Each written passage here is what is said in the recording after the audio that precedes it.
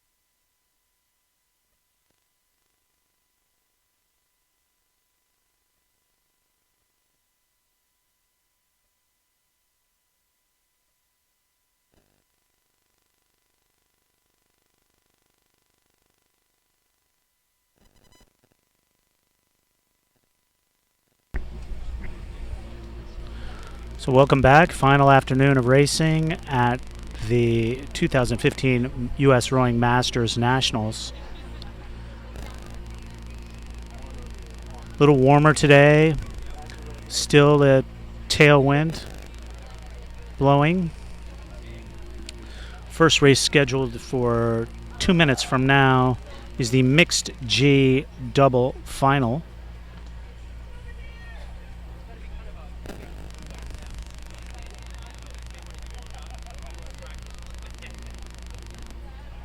Lane 1 is San Diego. You see them on the stake boat. Lane 2, Maritime. Lane 3, Cambridge. Lane 4 is Vesper. Lane 5 is the Texas Rowing Center. And lane 6 is the Three Rivers Rowing Association. Excuse me, Three Rivers has scratched. So 5-boat race to begin the afternoon.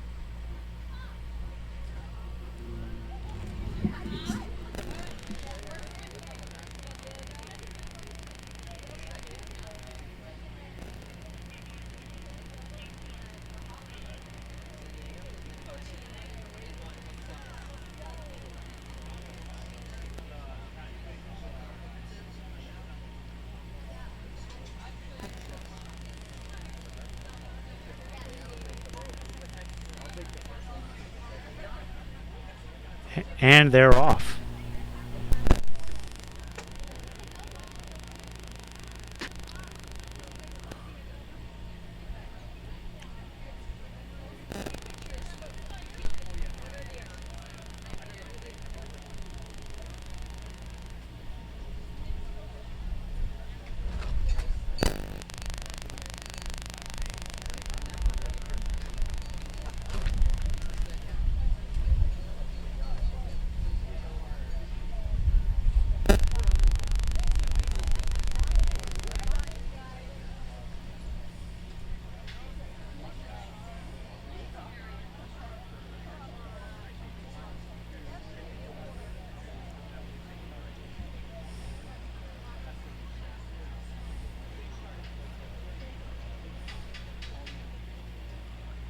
And out early, it looks like lane 3, as well as lane 5. Lane 3 would be Cambridge, and lane 5 would be the Texas Rowing Center.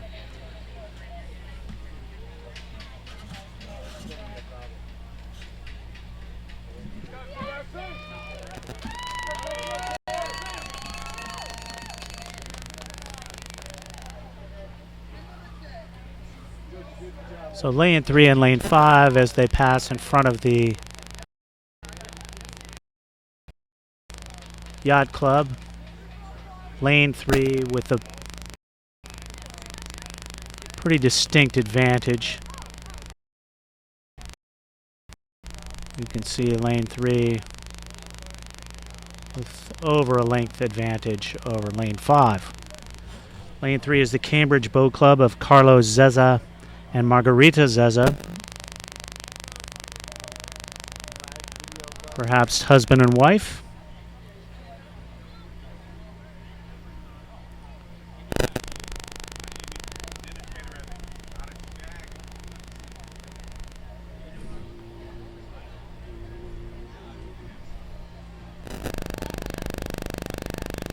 There's a good shot of the Cambridge Boat Club crew.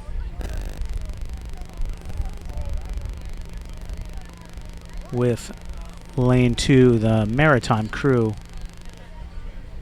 on the right-hand side of your screen. And the bright yellow boat.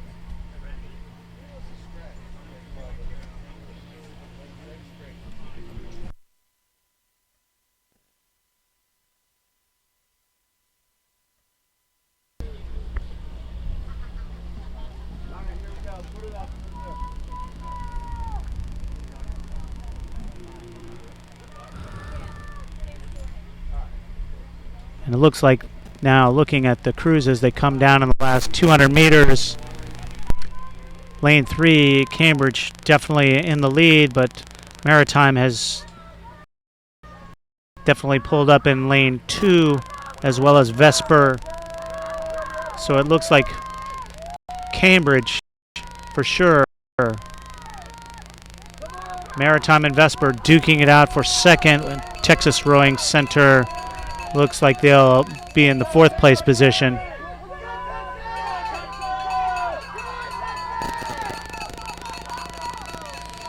Last few strokes.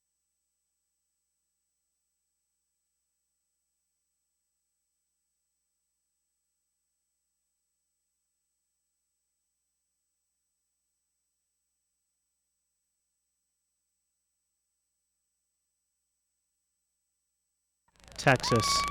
And trailing the field is San Diego.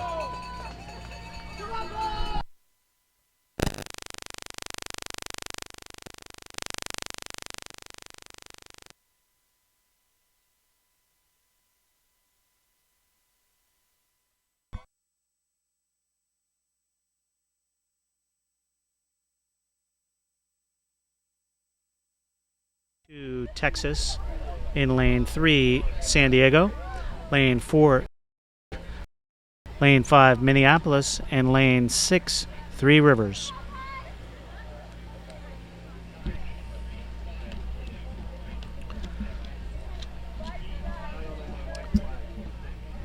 And our early leader is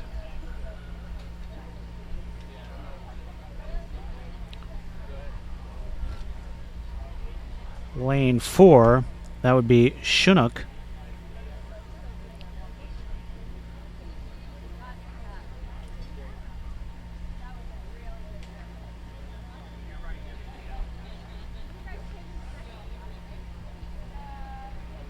Through 500 meters, it's Chinook out alone. And then Texas Rowing Center in San Diego, and then outside to Three Rivers in Minneapolis and Saugatuck Trails.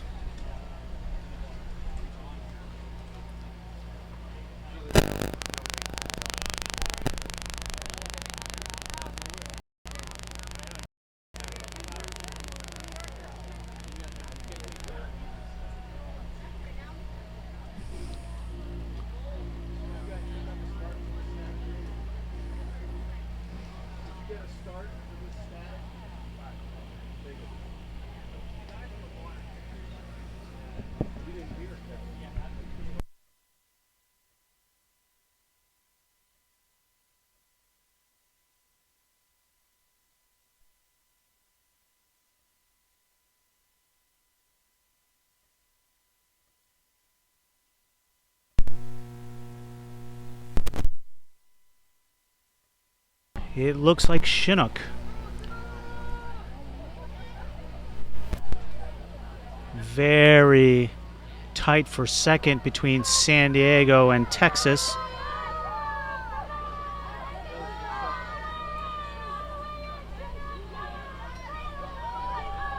Looks like Texas has nose out in front. Oh, big sprint from San Diego. It'll be tight coming to the line.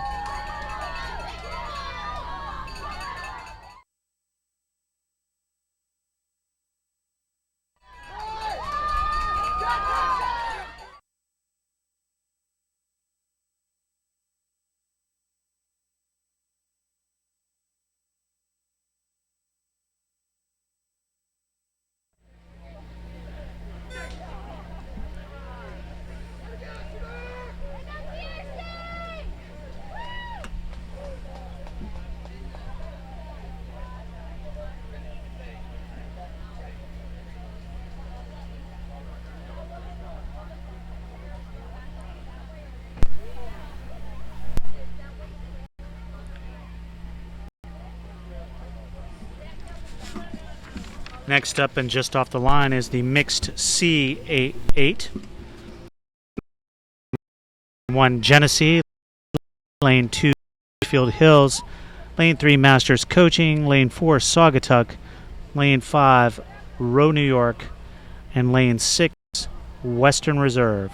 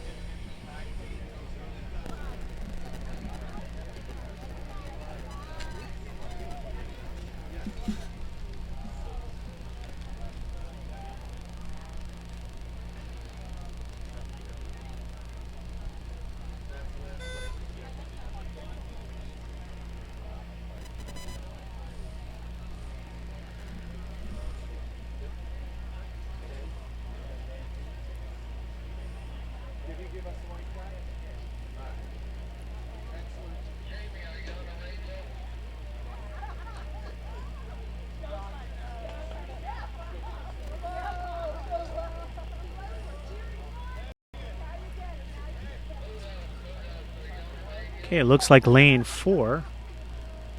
That would be Saugatuck. Out in the middle there.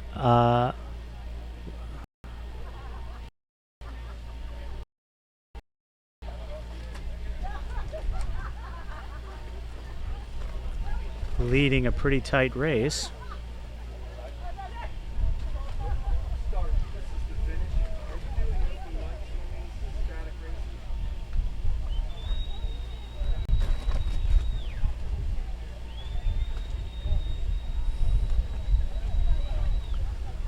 Looks like lane 1 has pulled up, and lane 1 is Genesee, and I think they have pulled up to the lead.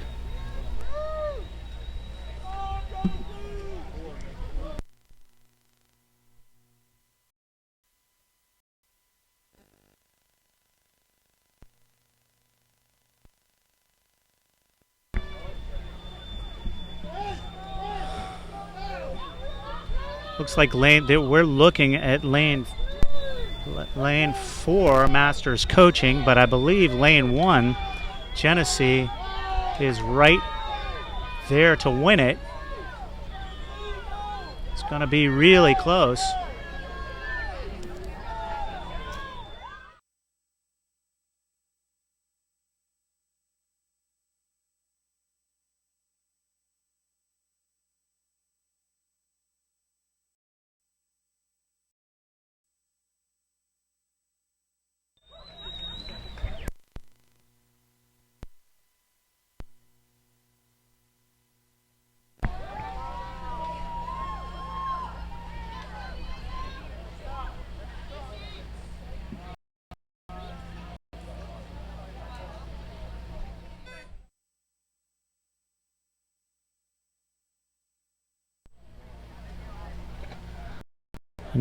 Next up is the Women's Open AA4.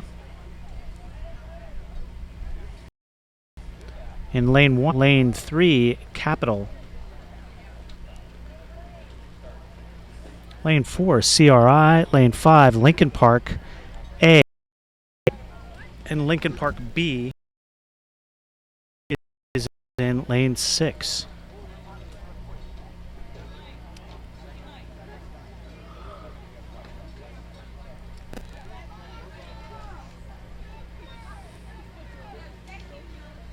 Early in the race,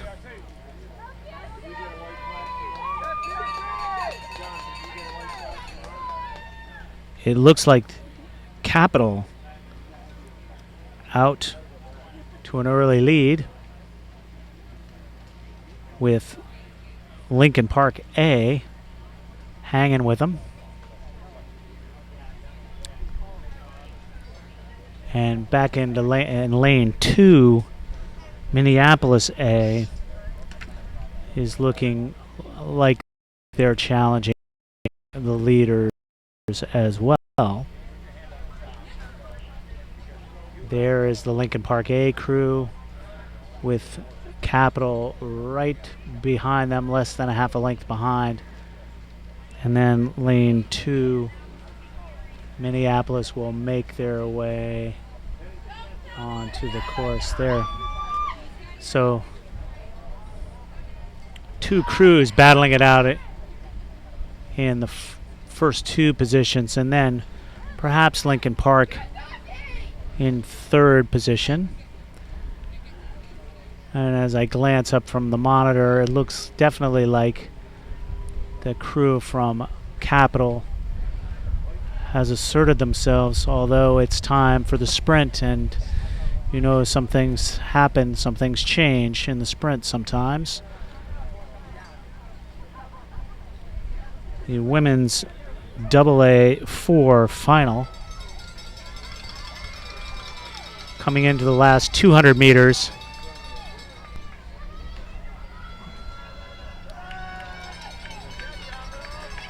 Really close race. Really close race that has some bearing on the point trophy as well.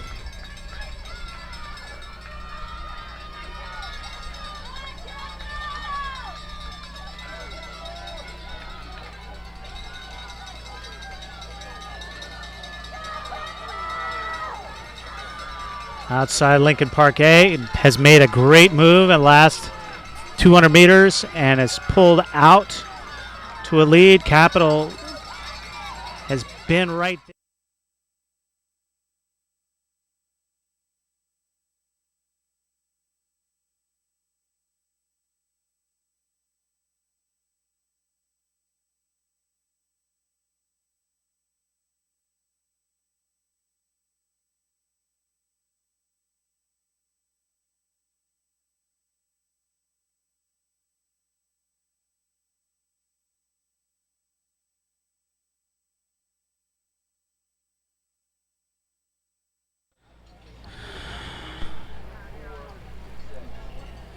Now the final of the men's lightweight I to J single. In lane 2, Potomac Boat Club, Cal Sutliff. In lane 3, unaffiliated Patrick Fury. Lane 4 is the Ridley graduates, Richard Kendall. So it looks like Cal Sutliff from Potomac Boat Club has taken early control of this race.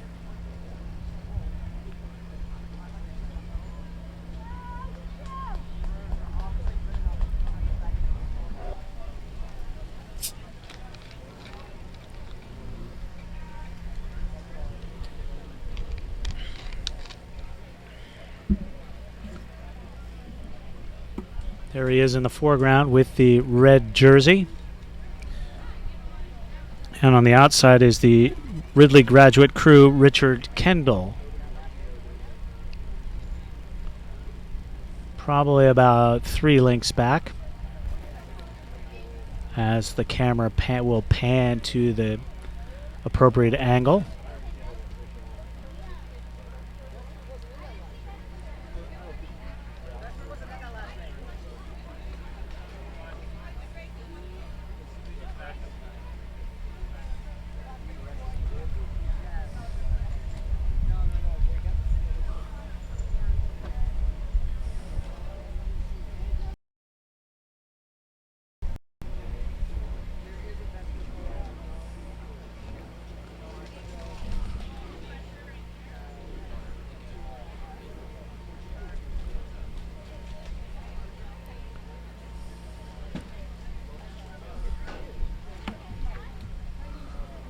There is Richard Kendall. And out in front is Cal Sutliff from Potomac Boat Club.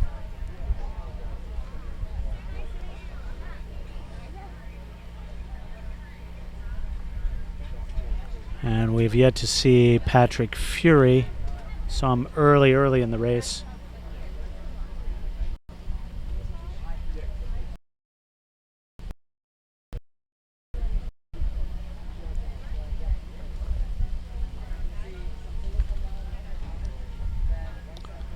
He's not too far back,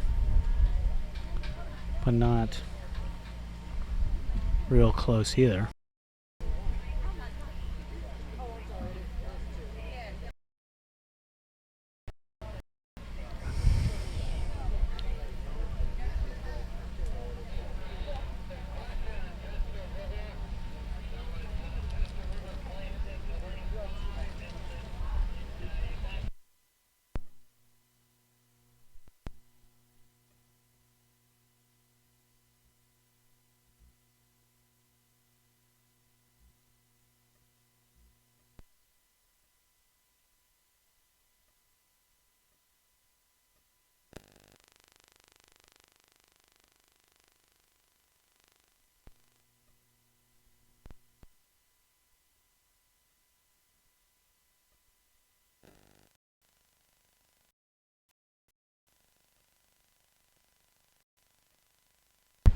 Now coming to the finish, it's Cal Sutliff from Potomac.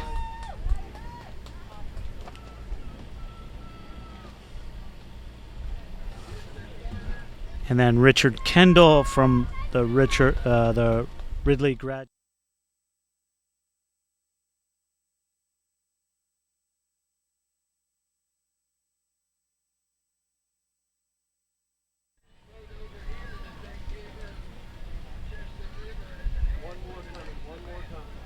And this is Patrick Fury, an unaffiliated sculler.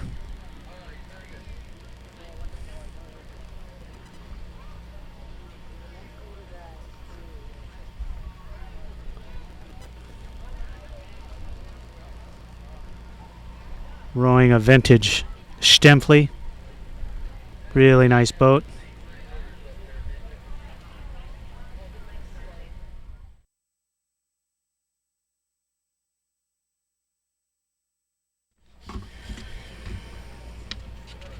Next up on the course is the Women's Club F4 final.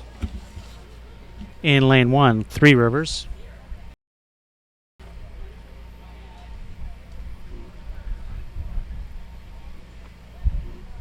B. In lane 3, Three Rivers. Excuse me.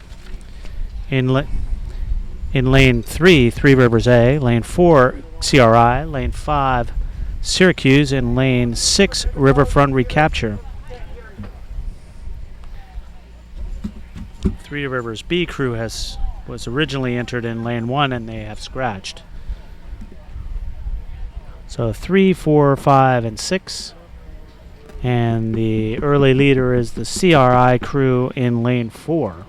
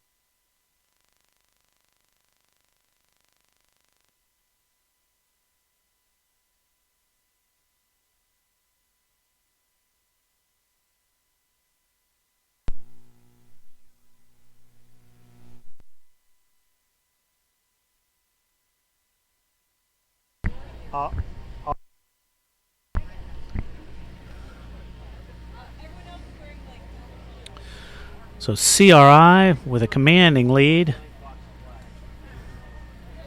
Their starboard 2 ports and a starboard rig.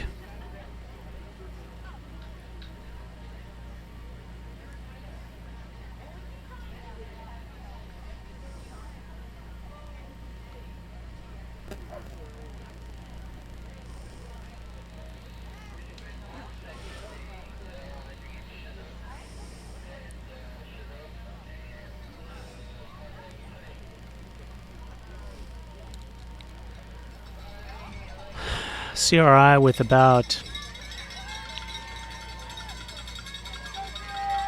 20-second lead.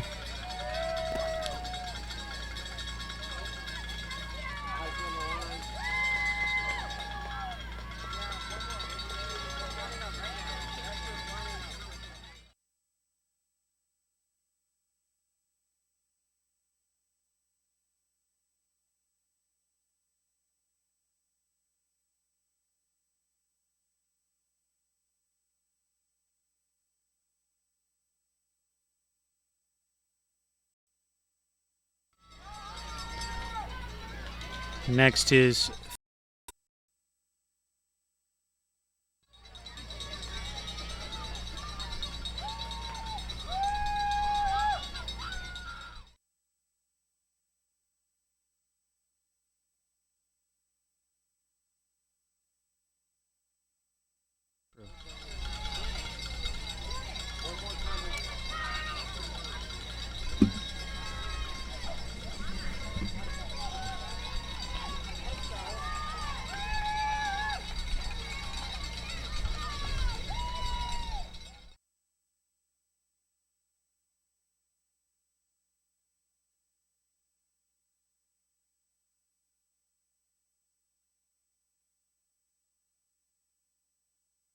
A, lane 3 Vesper B,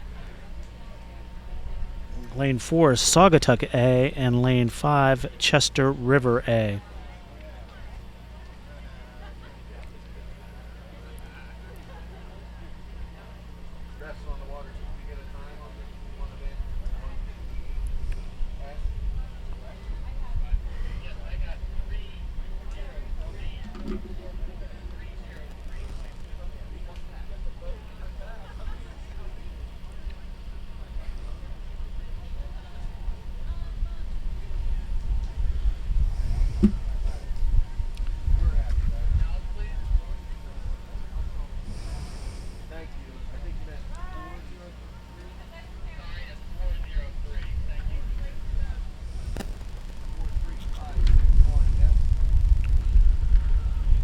It looks like the early leader is Saugatuck,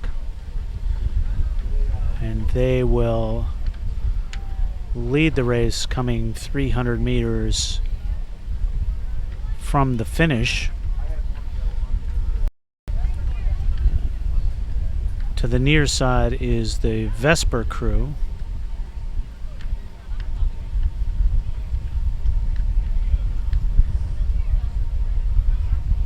Rowing with Riverside blades.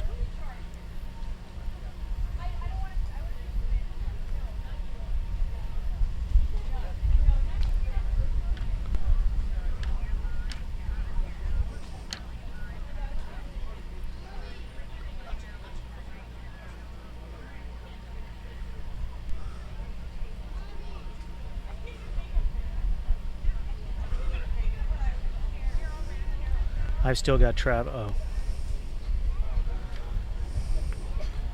So there is Saugatuck. In the background, the Chester River crew.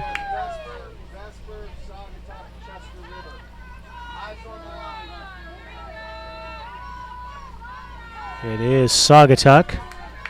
See if Chester River can hold off Vesper coming into the finish. It's going to be tight for second. Saugatuck for the win.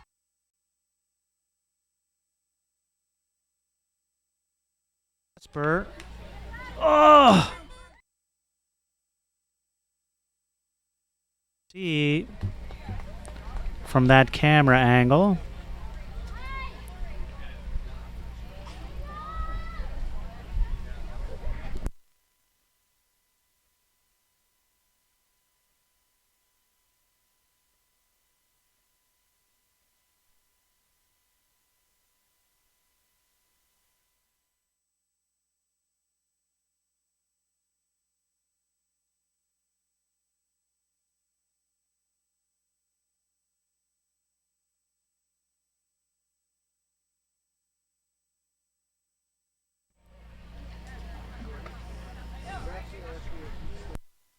They're coming through 500 meters now. It looks like the lane 2 crew, that's Maritime.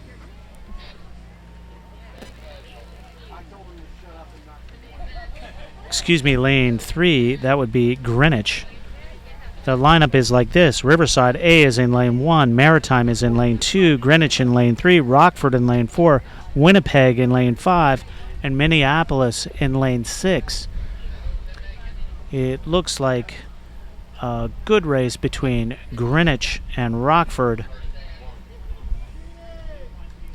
up front, and then too close to call for second. All 4 boats are within striking distance of second, but now it looks like Rockford has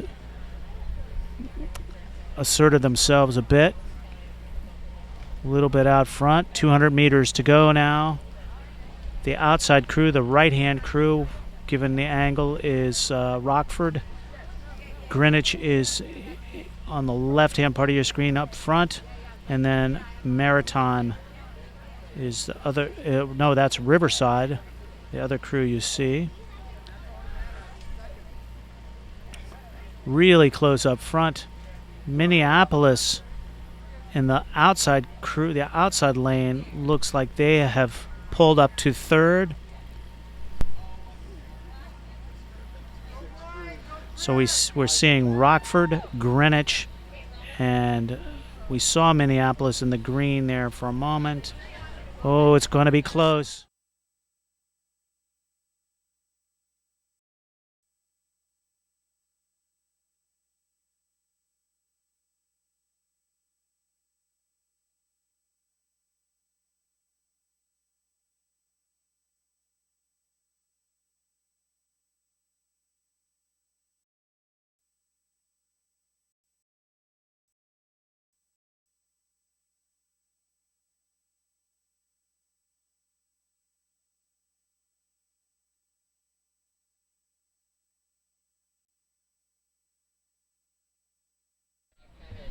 That's it.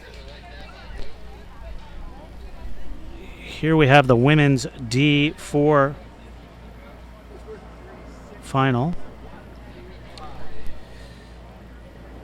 In lane 1, Chinook B. In lane 2, Masters Coaching. Lane 3, Chinook A. Lane 4, East Arm. Lane 5, Carnegie Lake. And lane 6, Skidmore.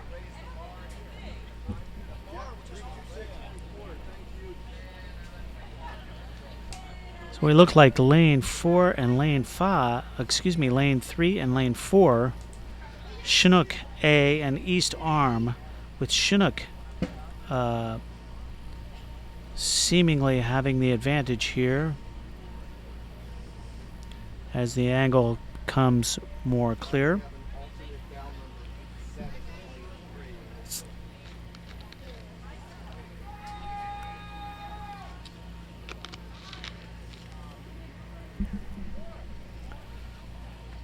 And then outside to lanes 5 and 6, that would be Carnegie Lake and Skidmore.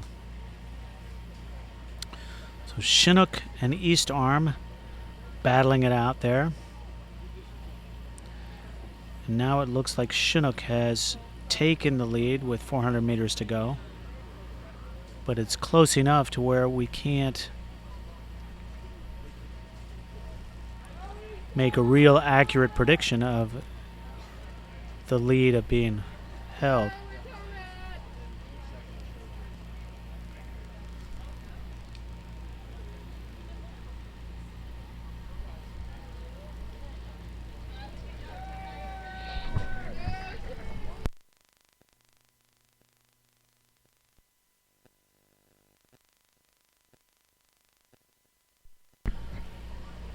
So it's Chinook and the East Arm. It looks like Chinook is going to take it, but it's close. And let's see if East Arm has a big sprint.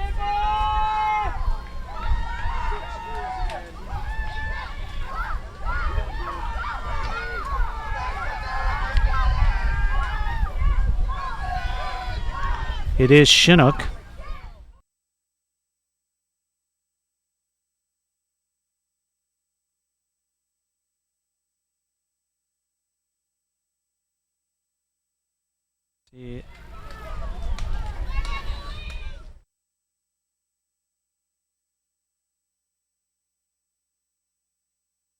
Masters coaching,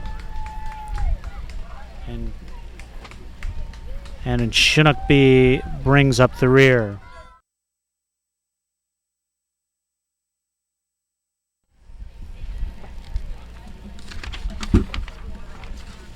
Next race on the course is the Men's Open D8. In Lane 1, Saugatuck. Lane 2, Texas Rowing Center. Lane 3, Palm Beach Undine Upper Valley.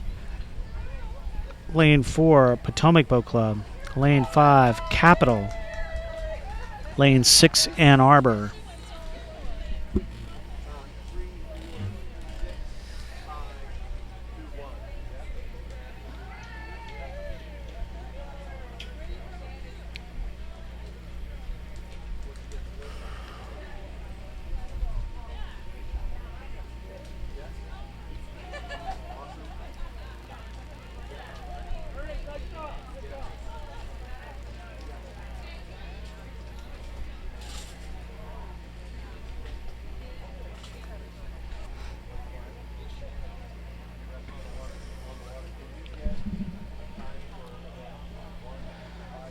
All the crews are locked on the stake boats, waiting for the alignment procedure to be complete.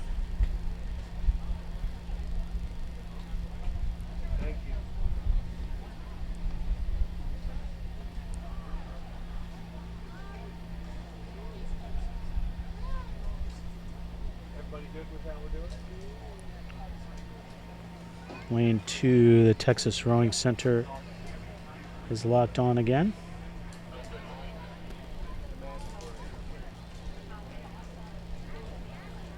We have alignment. Green flag signifies that on the top of your screen. And now we have a start.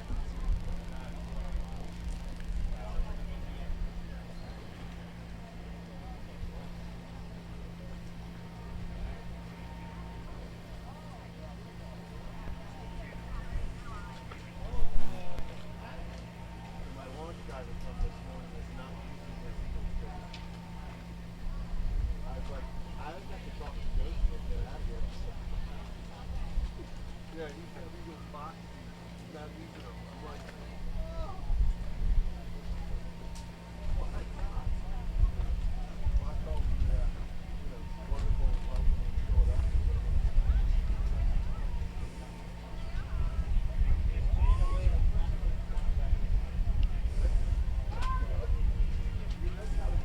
How the market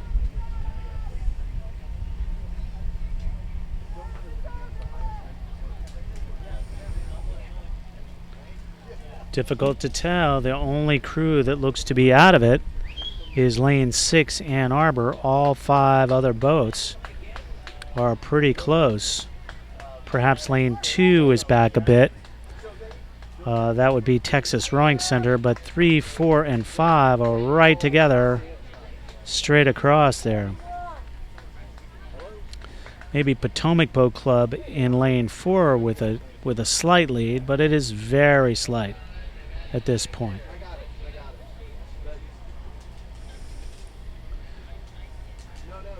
Lane 3, Palm Beach, Undine, and Upper Valley.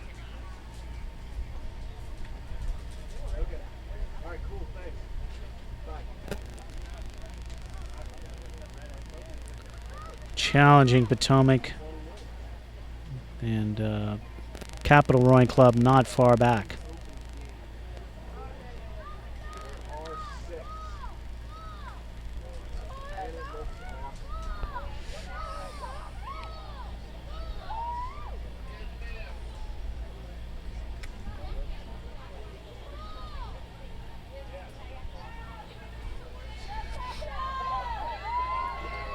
Looks like Palm Beach has made a move.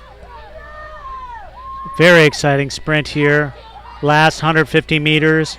After 150 meters to go, Palm Beach and Potomac, stroke for stroke. Palm Beach and Potomac.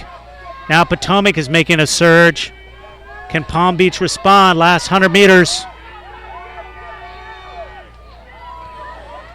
Potomac is definitely surging. Now here comes Palm Beach.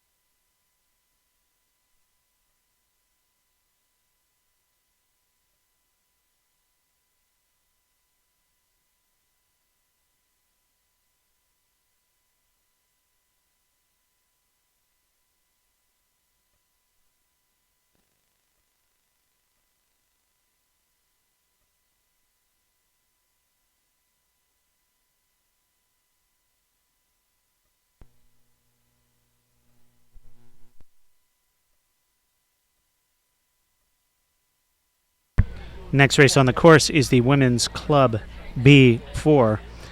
In lane 1, Western Reserve. Lane 2, Texas Rowing Center. Lane 3, Lincoln Park. Lane 4, Alexandria. And lane 5, New Haven. And lane 6, CRI.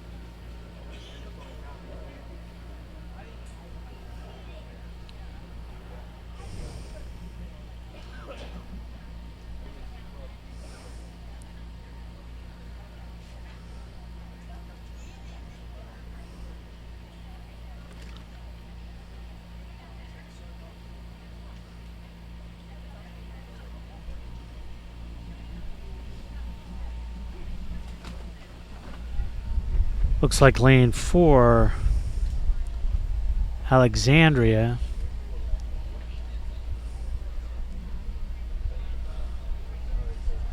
Then Lincoln Park.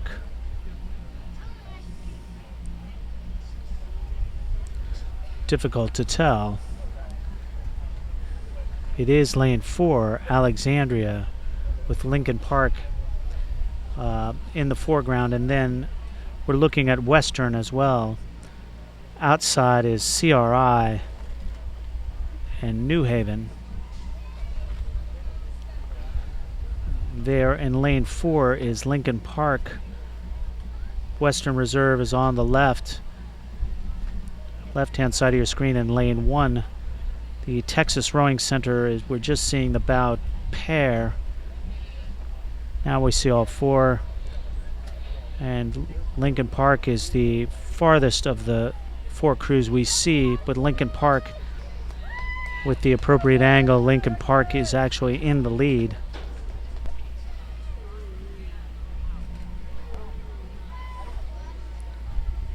So boat is Lincoln Park. Outside to CRI. Inside to Western Reserve, making a move. And lane 3, lane 4, Alexandria. Alexandria with the lead, but close. CRI is making a big move on the outside. Western Reserve making a big move on the inside.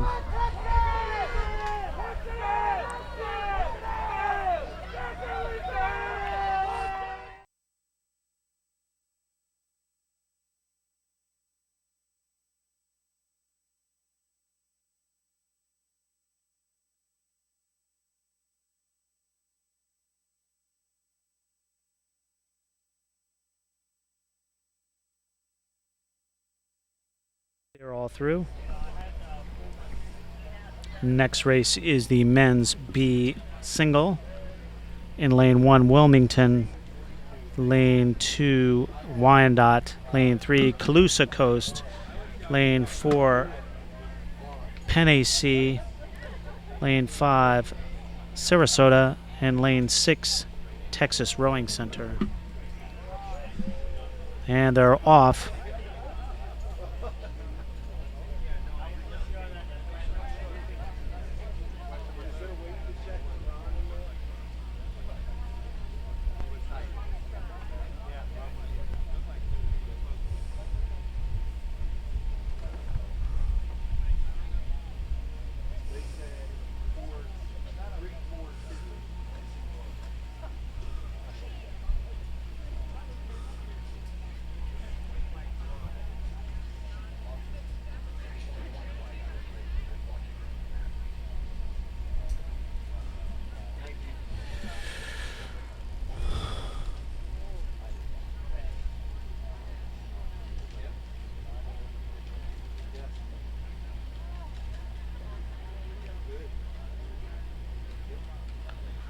All the crews look like they're pretty close.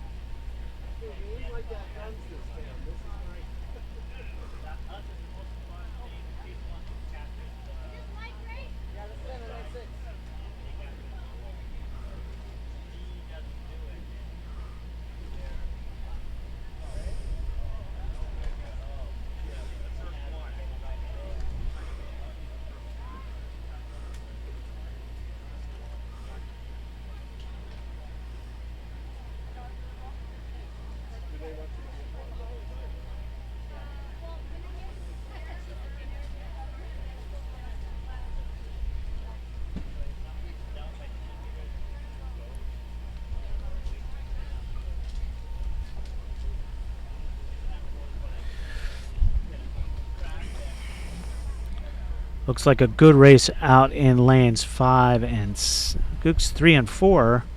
3 and 4 with lane 3, the Colusa Coast Julio Sanchez, and lane 4, Matthew Belknap duking it out up front. But not a whole lot of difference between all these crews. Pretty much straight across. Lane 5 and 6 have dropped back a little bit, as have lanes 1 and 2. But Sanchez and Belknap in the middle of the course really having at it.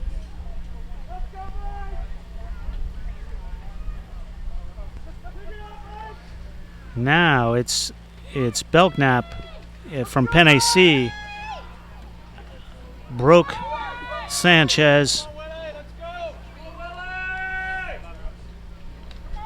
with 200 meters to go.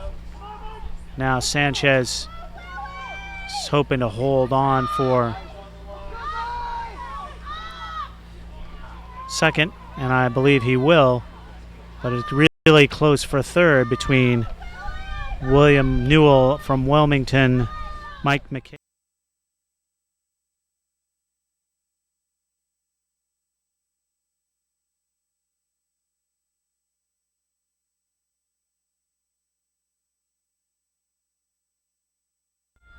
and Gonzalez from Sarasota County. And then Mike McKnight from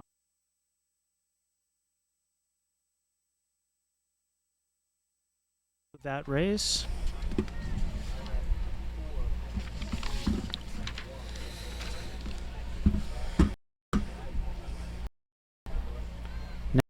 Now we're up to the mixed A quad final. In lane 2, Vesper. Lane 3, Oklahoma City. River Sport and Greater Houston, a composite. Lane 4, Fairmount. And lane 5, Lincoln Park. So we have two crews from the Philadelphia area.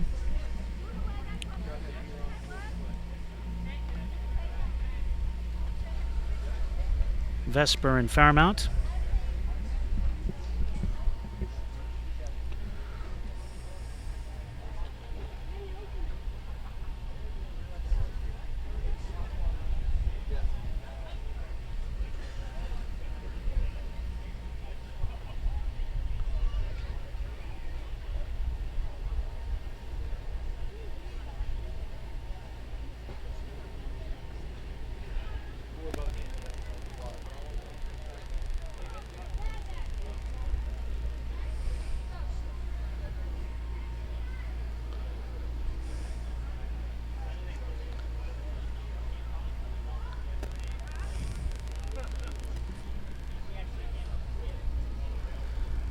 And the early leaders are Vesper and Fairmount. I would say Vesper and the near crew out of lane 2.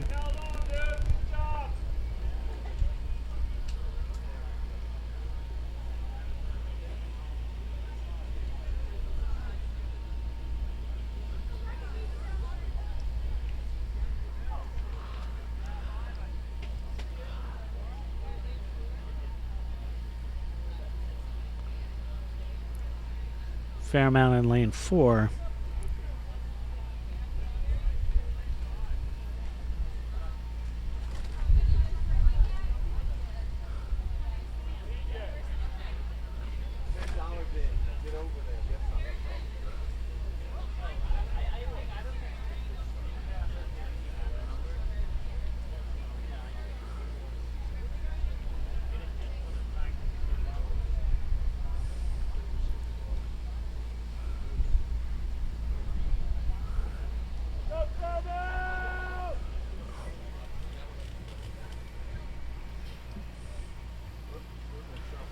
It is Vesper and Fairmount on the outside. Lincoln Park making a big move.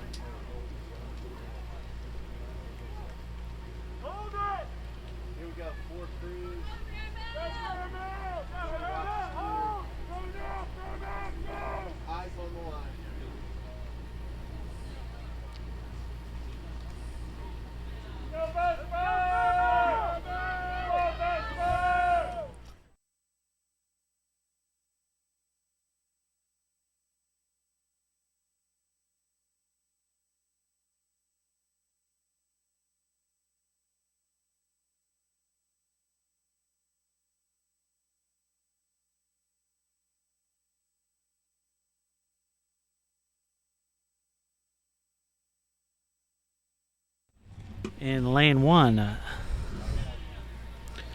Saugatuck. Lane 2, Midnight Sun. Lane 3, Carnegie Lake. Lane 4, Fairmount. Lane 5, Saugatuck. Lane 6, Rocky Mountain.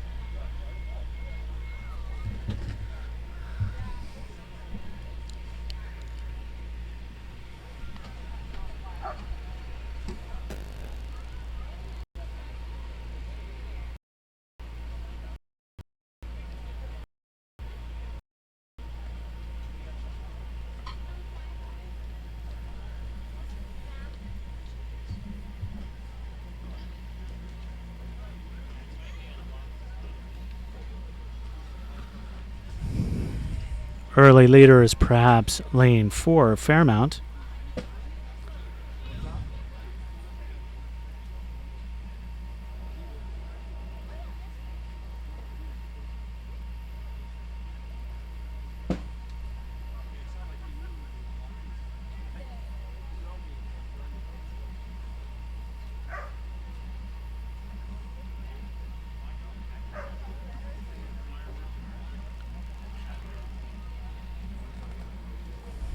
I changed my mind after thinking about it. Why? Because sun started going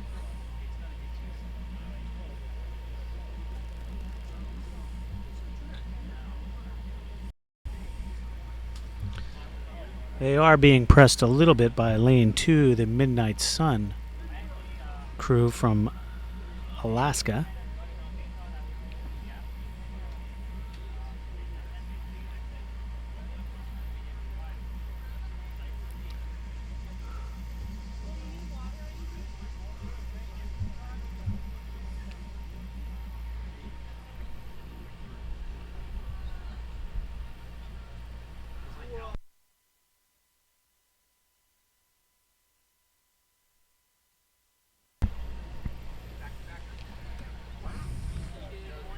And there is the Midnight Sun crew in the foreground and Fairmount in the background. Fairmount has a substantial lead, but Midnight Sun is definitely in the second place position. Probably one of the closest clubs compared to racing one of the clubs farthest afield in this race. It's 2 lanes separate them in this particular race.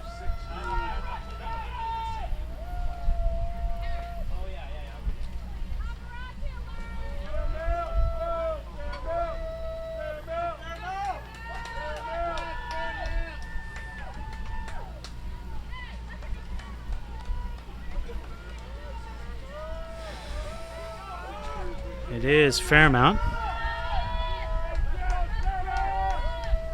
The Midnight Sun crew, solid second.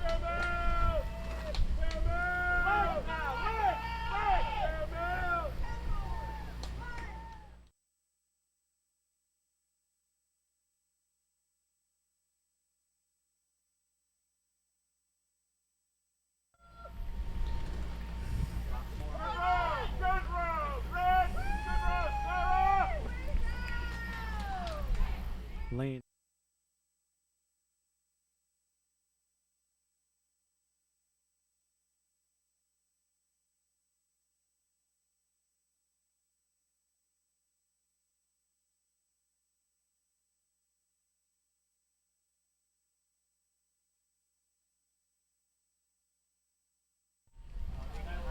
We have a crew stopped on the course.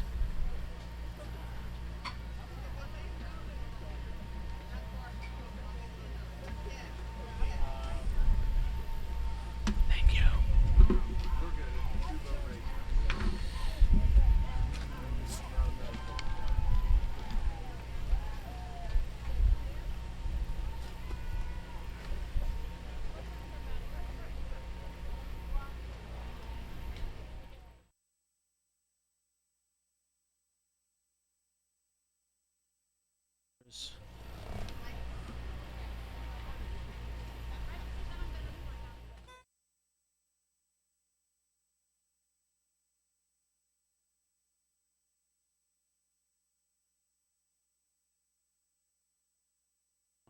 Two-boat race here. 6, 1, 3. Whoa! Got to pay attention to what.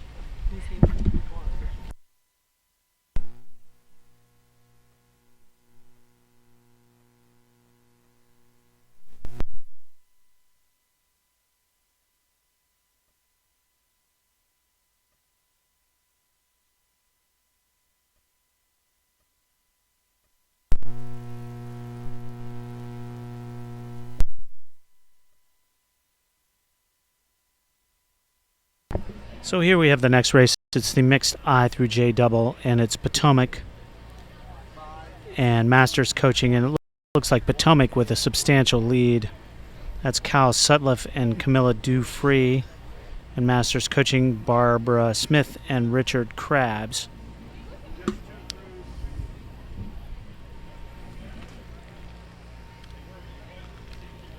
I will refrain from the obvious joke. And there is the Potomac crew, Dufree and Sutliff.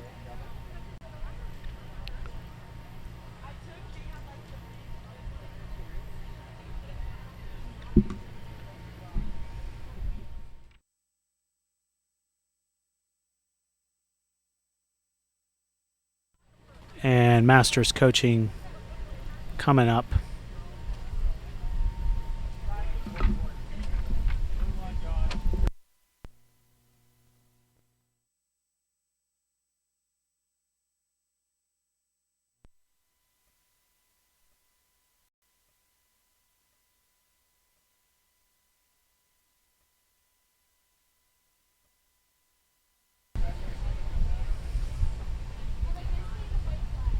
Another two-boat race on the course, the men's Club A quad. In lane 3, it's Baltimore A. In lane 4, it's Riverfront Recapture. It is Riverfront with the commanding lead over Baltimore.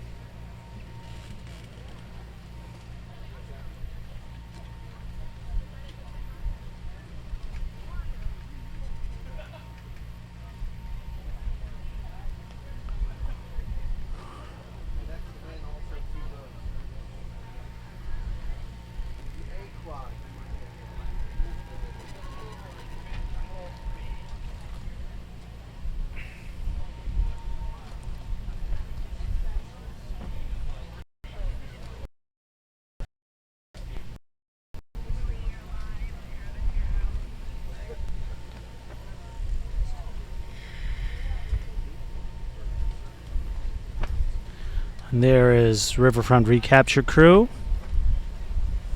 Probably a good 10 seconds ahead of Baltimore.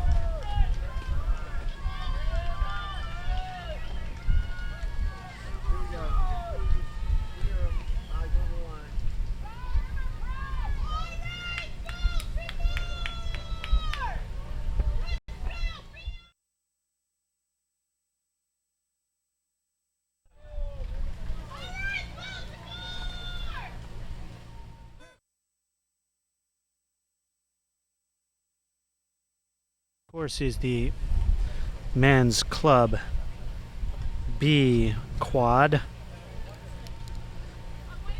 In lane 1 is Cooper Rowing. Lane 2, San Diego B. Lane 3, Three Rivers. Lane 4, Texas Rowing. Lane 5, Fairmount. We have alignment.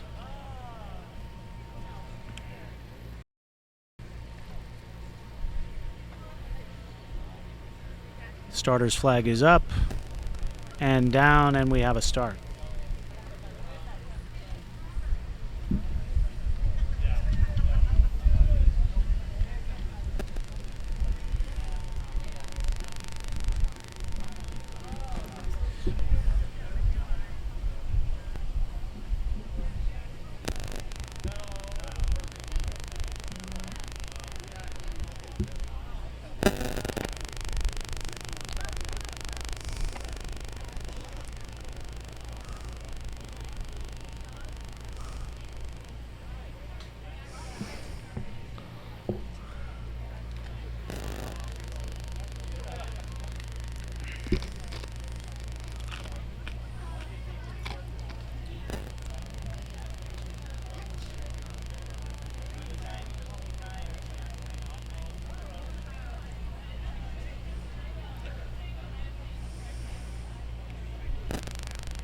Five-boat race, but 4 boats in contention here.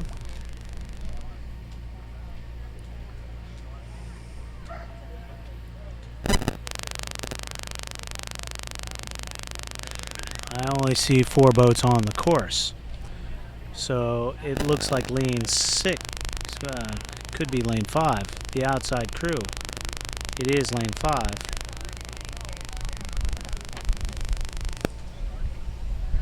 And that would be Fairmount out front.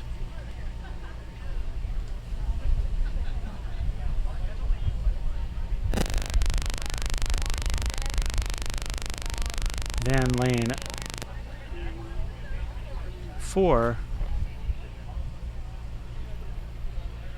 that would be the Texas Rowing Center. And then lanes 3 and lanes 2.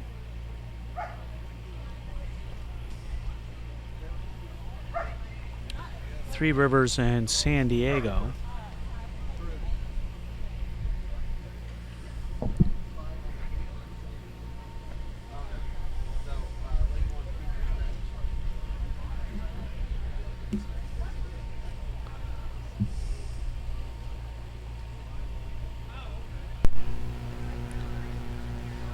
So we have a chevron here. Fairmount in first, Texas Rowing Center in second. There's Fairmount. There's a good shot of the Fairmount crew. Big F's on their backs.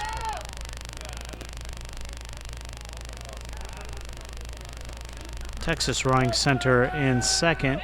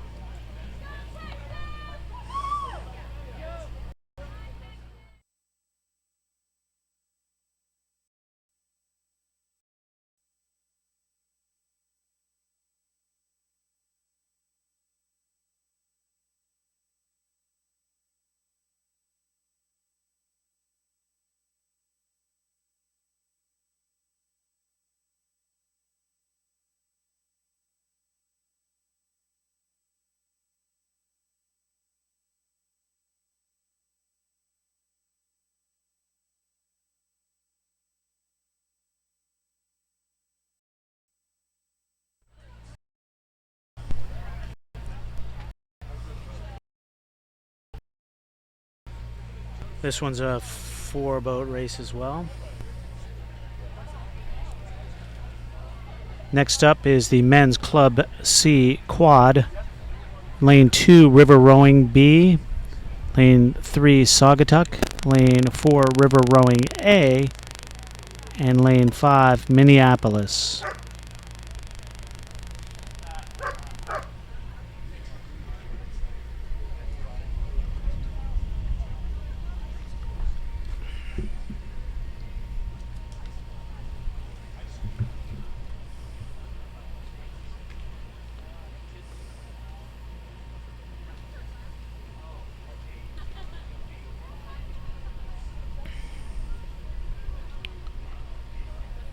So lane 4, River Rowing.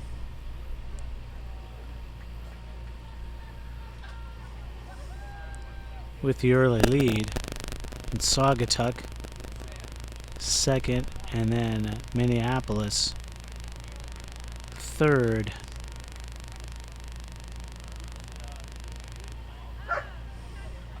And then another River Rowing crew trailing the field and the referee.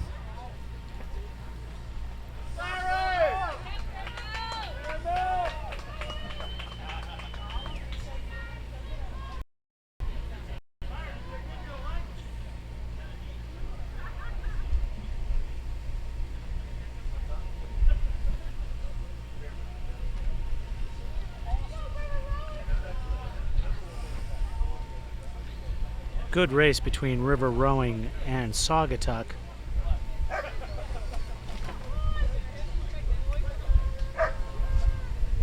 He's got the juice in the sprint.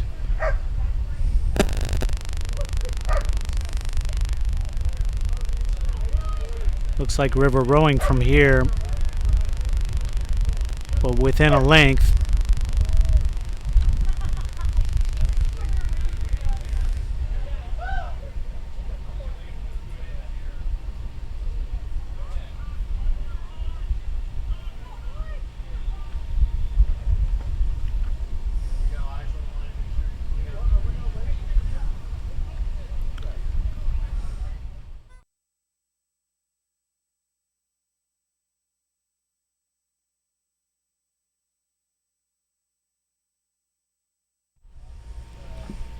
So river rowing and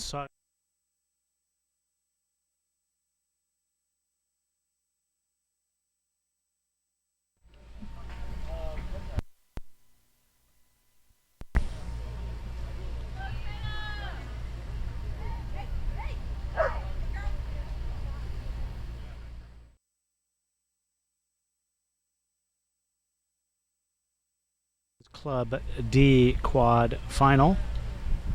In lane 1, Row New York. Lane 2, Wyandotte. Lane 3, Maritime. Lane 4, Upper Valley. Lane 5, Greenwich. And lane 6, CRI.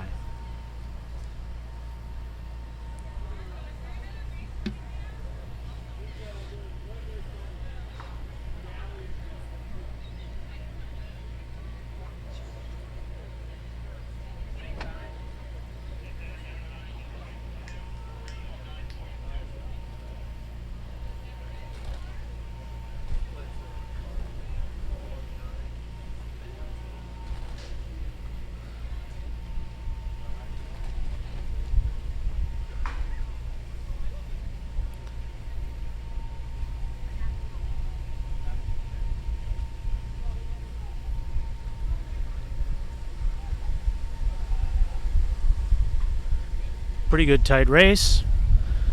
Breezing up a little bit here.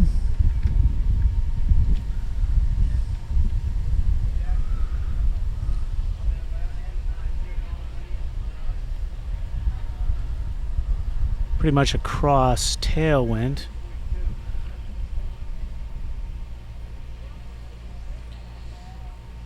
Looks like lane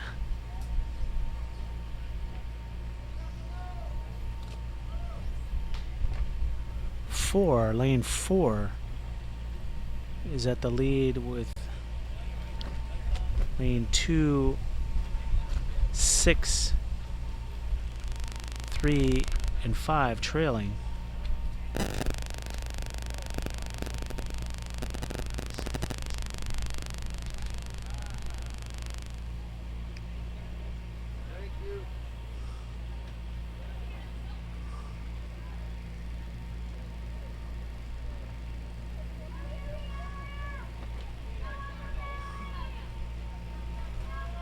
Lane 1 has run into the 500-meter buoy.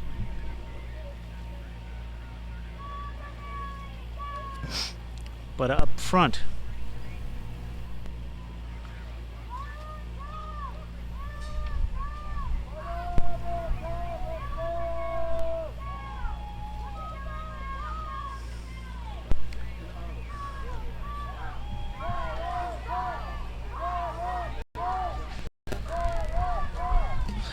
it is Wyandotte.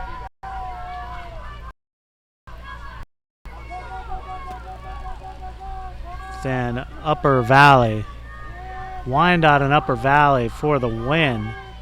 And it looks like lane 3, Maritime, will close for the third place position. Then outside.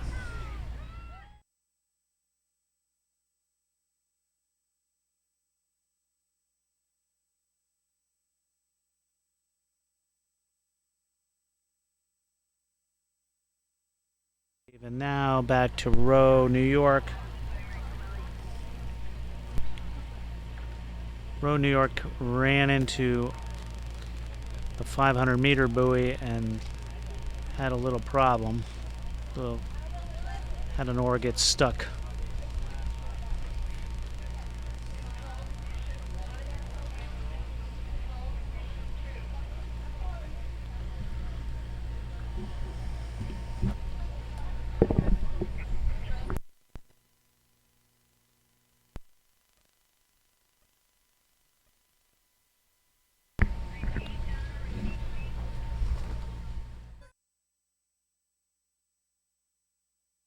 G double, 2-boat race.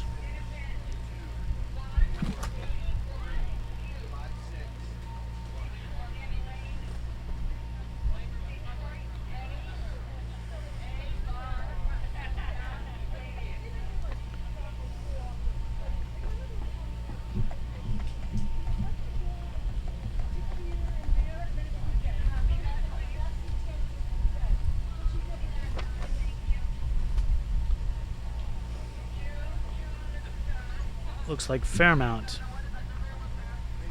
is out front here in the lightweight G double, men's lightweight GW, with Saugatuck trailing.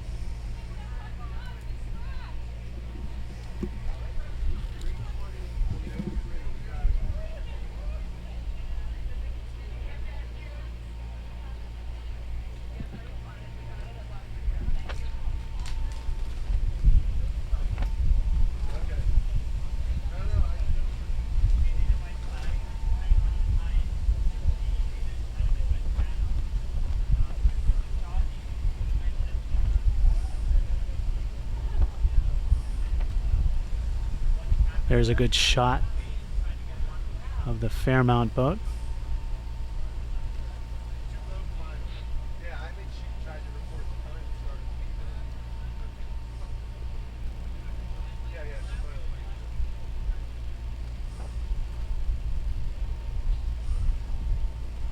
So you guys have only done this once, and you're already this good.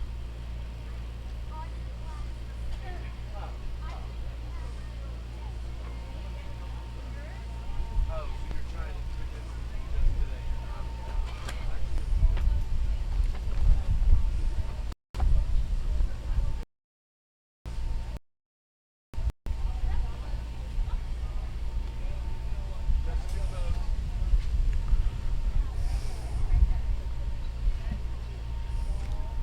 There's the Fairmount crew. Substantial lead. Saugatuck.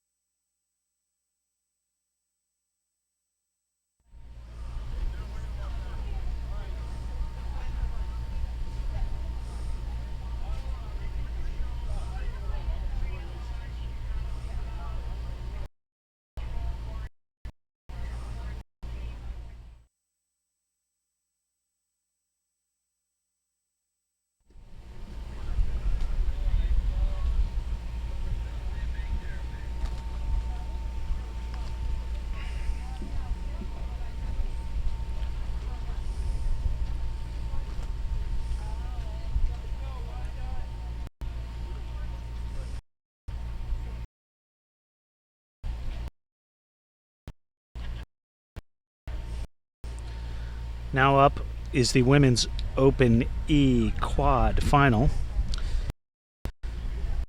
1, Cooper River. Lane 2, Cooper Rowing. Lane 2, Vesper. Lane 3, Texas Rowing Center. Lane 4, Chinook. Lane 5, Albany. And Lane 6, Pelham.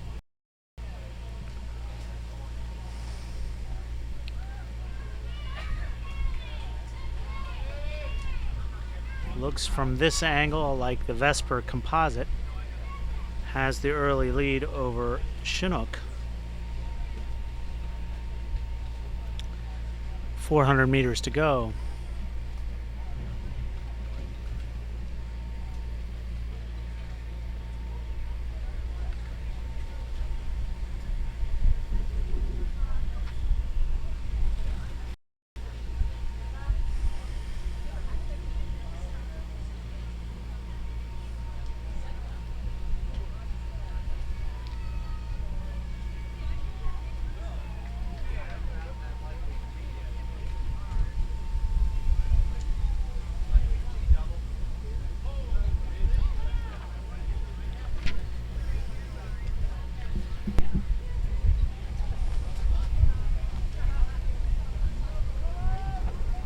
Chinook and Vesper coming to the line. Texas Rowing Center in between.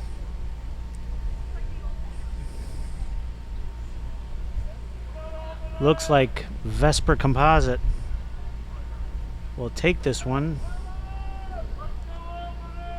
The Texas Rowing Center looks like they're nosing up for third on the outside crew. That would be Pelham. Vesper out of lane 2, as you see them in the foreground there, through Chinook.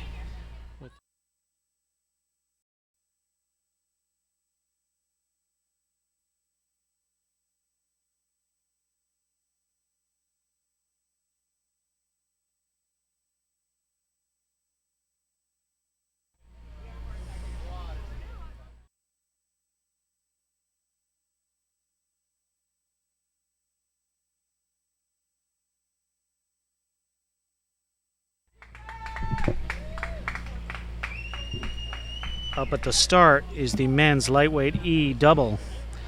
In lane 1, Potomac. Lane 2, Chinook. Lane 3, Baltimore. Lane 4, Malta. Lane 5, Ridley Graduate. And lane 6, Berry Hill.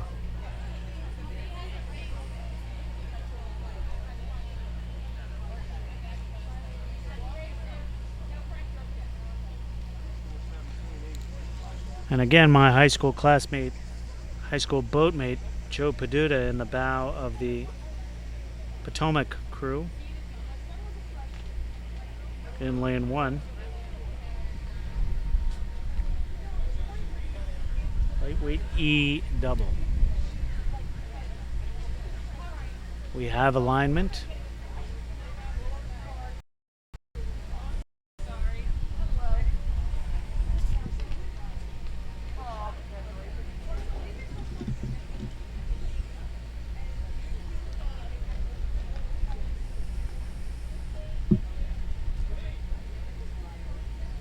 Flag is up, and we have a start.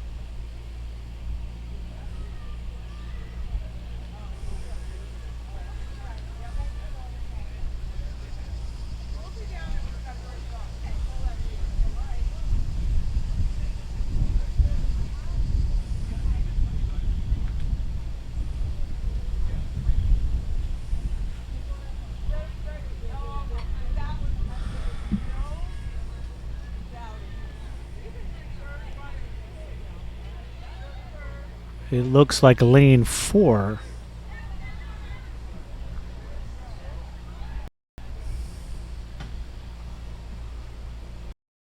Is at the lead. That's Malta. But Potomac and lane 5, Ridley Graduate, are right at the lead. with lane 2, Chinook Composite, right there as well.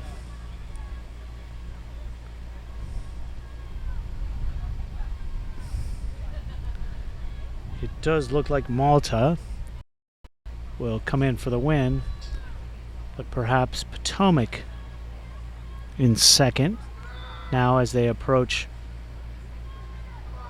a spot where I can begin to read the angle a little bit better. Malta crew.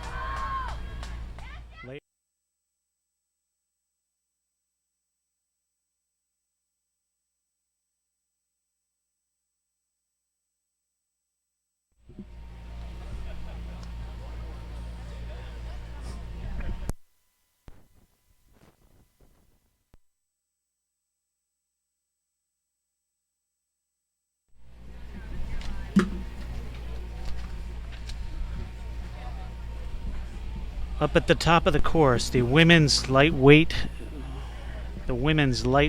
C final. In lane 1, Denise Sinnott from Passaic River. Lane 2, Sarah Younger from Maine Rowing Association. Lane 3, Rocket City, Diane Winters. Lane 4, White Marsh Boat Club, Julie Waterbury. Lane 5, Carnegie Lake, Elizabeth Sheldon. And lane 6 is a scratch.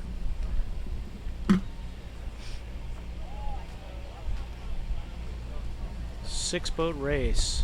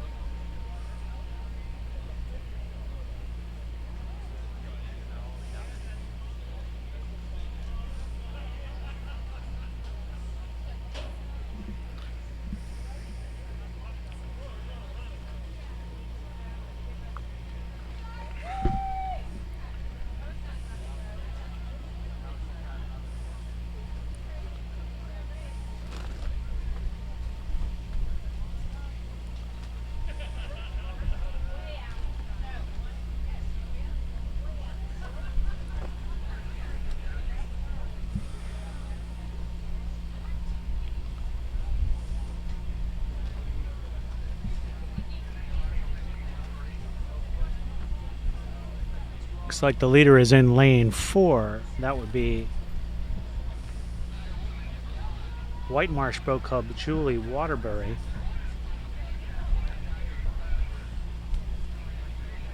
With lane 3 and lane 2, that's Diane Winters and Sarah Younger from Rocket City and Maine Rowing Association Younger. And there's Denise Sinnott from Passaic River. There she is. She's in 4th, fighting valiantly to stay up with the lead pack.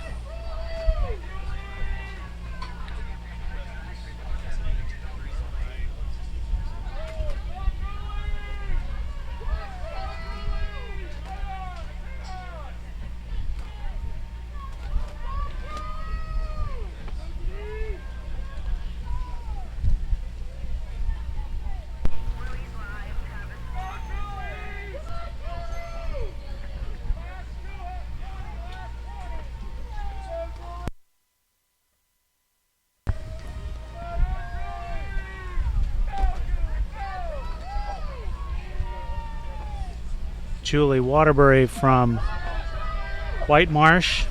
It's a good shot of her leading the pack.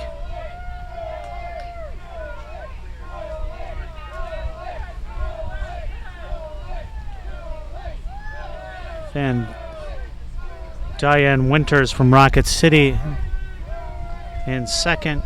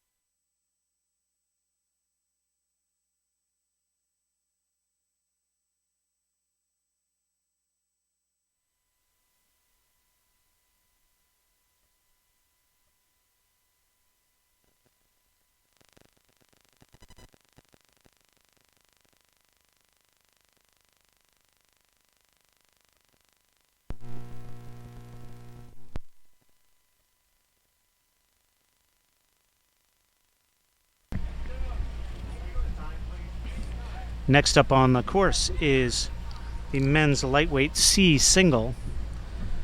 Boucherville in lane 1, Palm Beach in lane 2, Ottawa in 3, Leander in 4, CRI in 5, and Atlanta in 6. They're approaching the last 200 meters. It looks like lane 3, Ottawa, Mike Chapman is the leader, challenged by lane 4, Reg Wilson from Leander. Then outside to lane 5, Jeff Nelson from CRI. Then back inside to lane 1, Boucherville, Eric Theron, sorry. So there's Mark Chapman from Ottawa.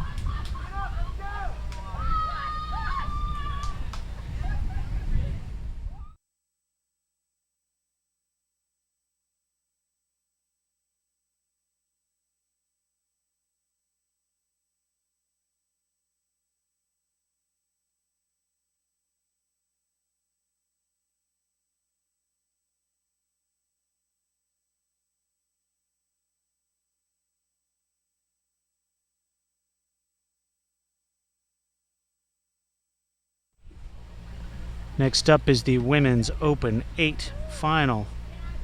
Lane 1, CRI. Lane 2, Atlanta. Lane 3, Chicago. Lane 4, Capital. 5, Lincoln Park. And lane 6, Capital. So 2 Capital crews.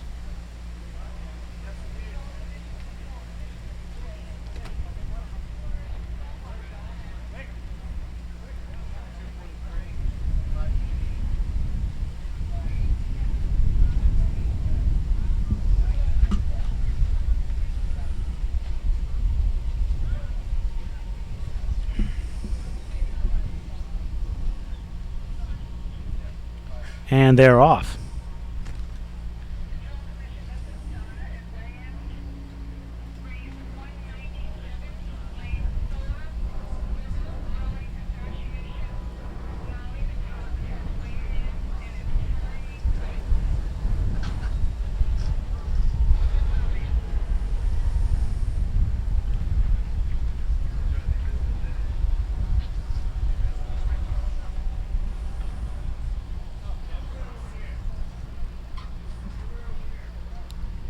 Tough to tell, the early leader. No boats out of it.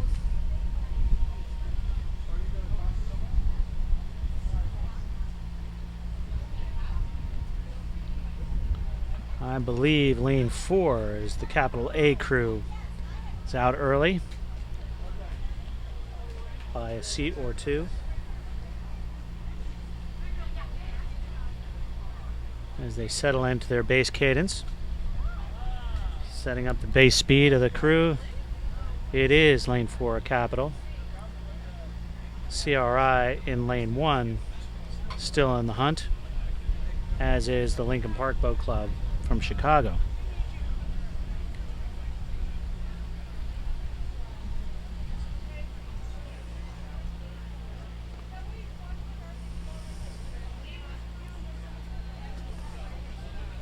Yes, through 500 meters. Through the halfway point, there is the Capital crew with nearly a length lead over CRI and Lincoln Park.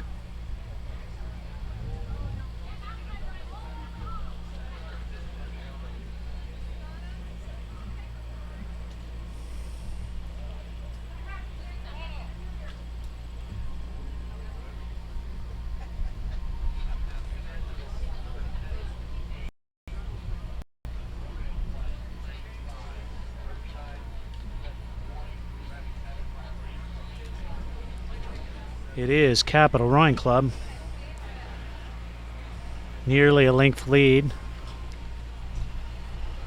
Impressed a bit by CRI here in the last 200 meters. Let's see what the sprints are like.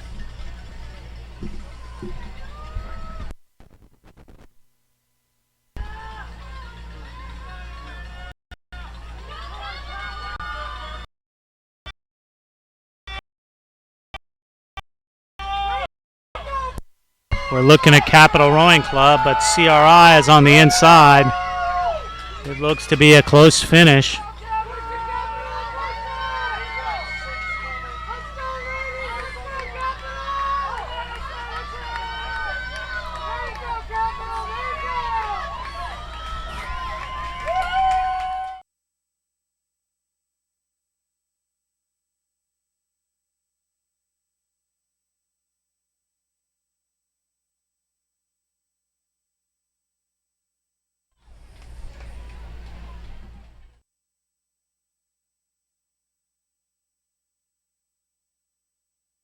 Next up is the men's AA pair in lane 2, Riverfront Recapture, lane 3, Baltimore, lane 4, Potomac, in lane 5, Baltimore.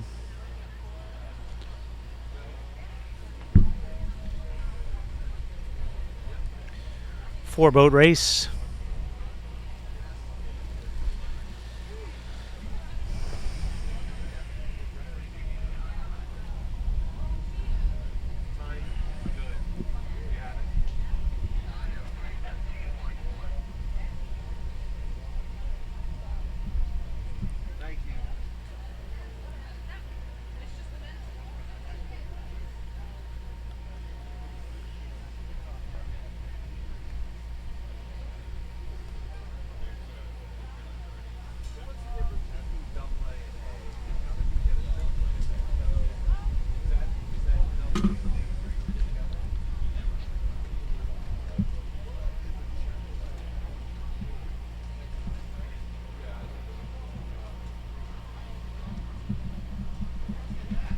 AA is as young as 21. That's what I thought.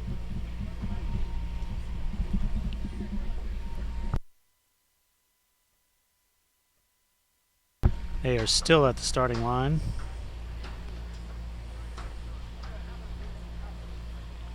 These crews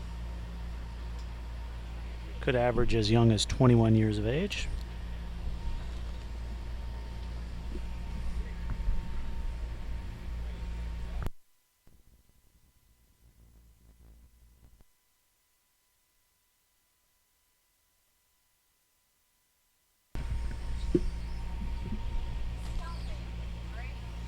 They are off.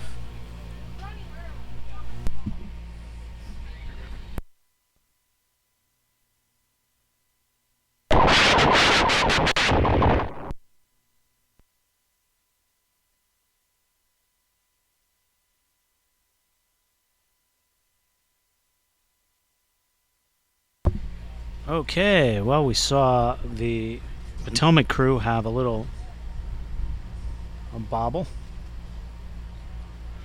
And then it looks like the two middle double pairs are gonna have some contact. Maybe, perhaps, maybe not. They're far enough apart. Maybe to where it's not gonna happen, but they are definitely rowing in very close quarters.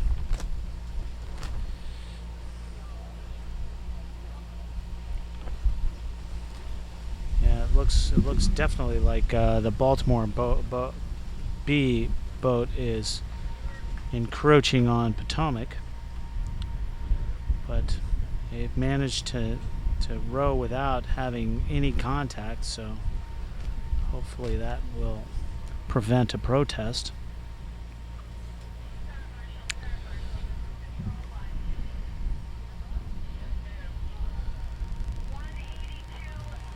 Baltimore A and Baltimore B having at each other there. Baltimore B getting the better of the A crew. And then Potomac, and then Riverfront Recapture. Riverfront Recapture and Potomac are right together.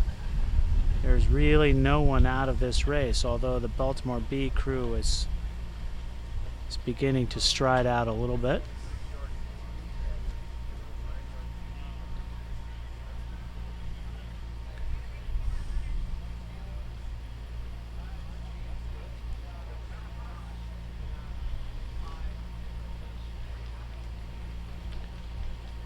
Now the Riverfront recapture crew is right on the buoy line as well.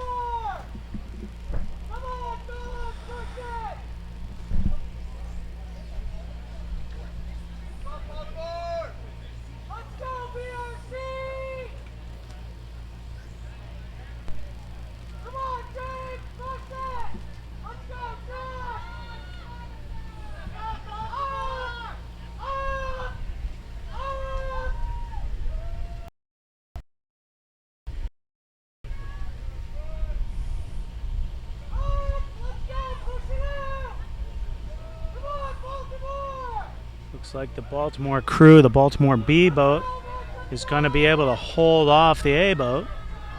Boathouse bragging rights at stake here. It is the B crew.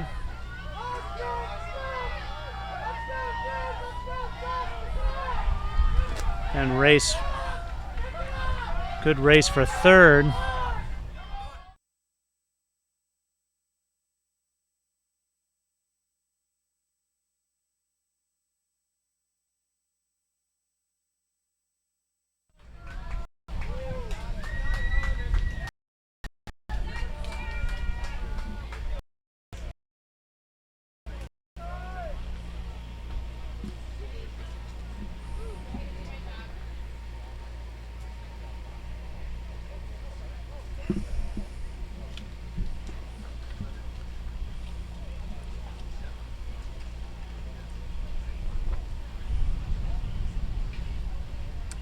Next race on the course is the men's open A pair.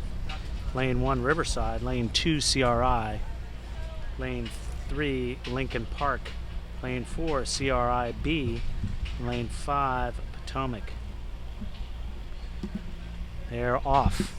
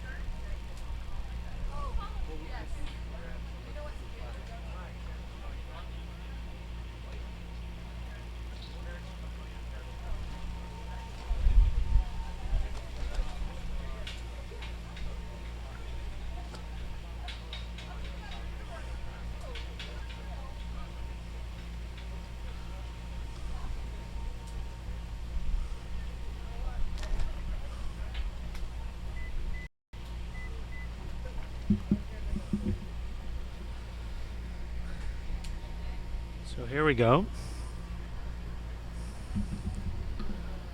As we come through 500 meters, it is lane 4.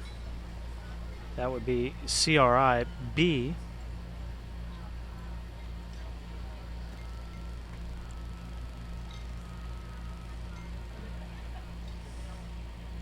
With Potomac in second.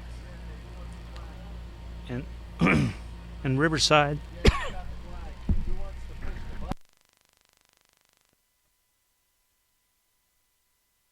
Riverside in third.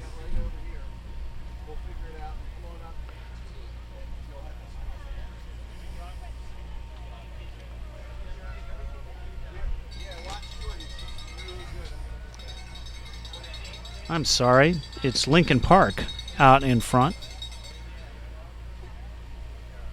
with Potomac in second and Riverside in third. Lincoln Park leading the field by a substantial margin.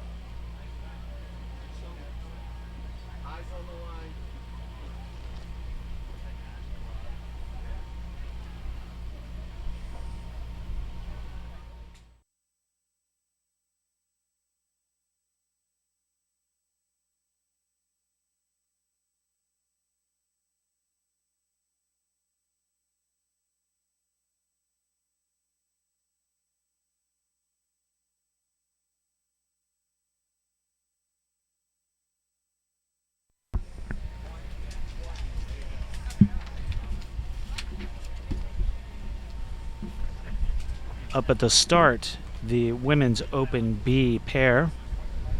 In lane 1, New Haven. Lane 2, Alexandria. Lane 3, Riverfront Recapture. Lane 4, Hudson River. Lane 5, CRI. Can we have the time again? 5-boat race. And they're off. One more time? No. No, give us. Give the time. 3:23.3. Time. 3:23.3.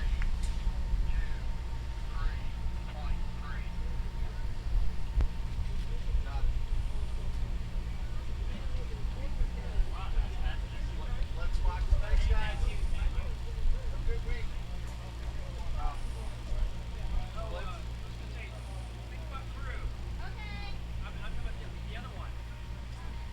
Yep. Yep. Yeah. Awesome.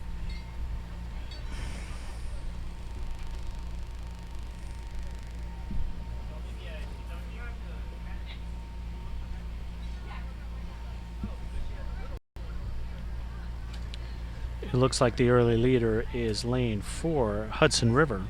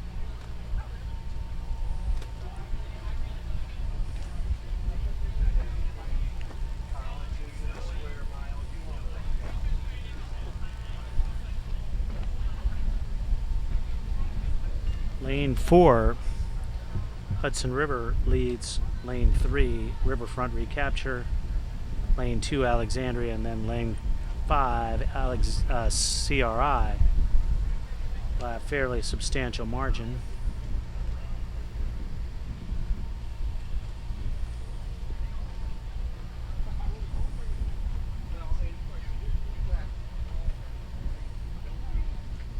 The Alexandria crew seems to be pulling up to a second place position, having a little steering difficulty as they navigate the last 300 meters here.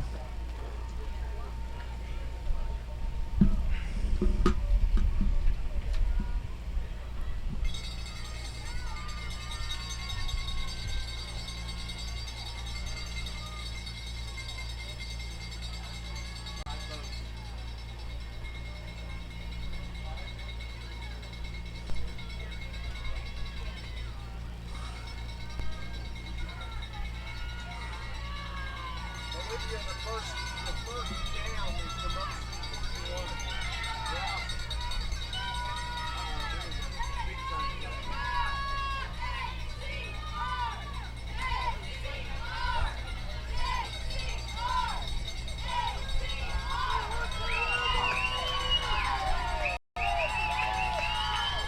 It is Alexandria in second, but Hudson River, as we see them, is about to win this race.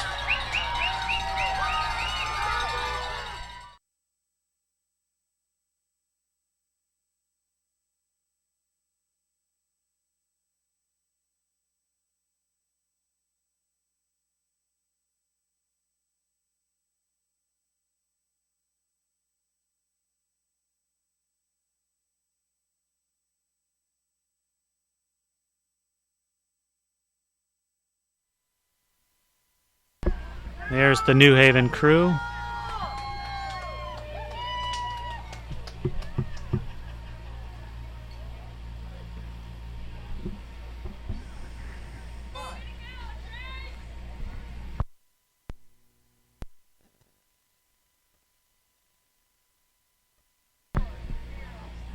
Next race on the course is the men's lightweight A double. In lane 2, Malta. In lane 3 is Pensacola Rowing Club. And lane 4 is Greater Columbus.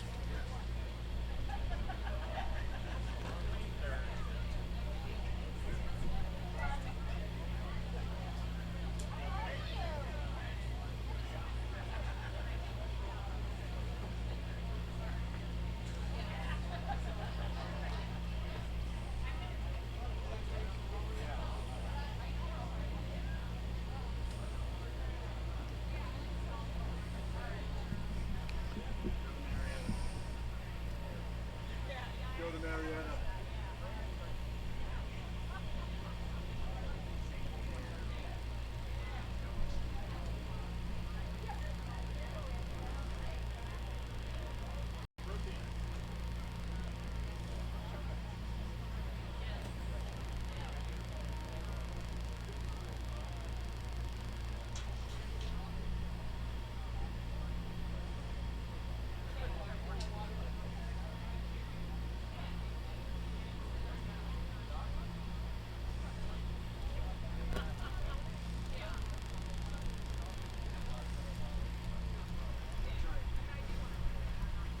Pretty good race here.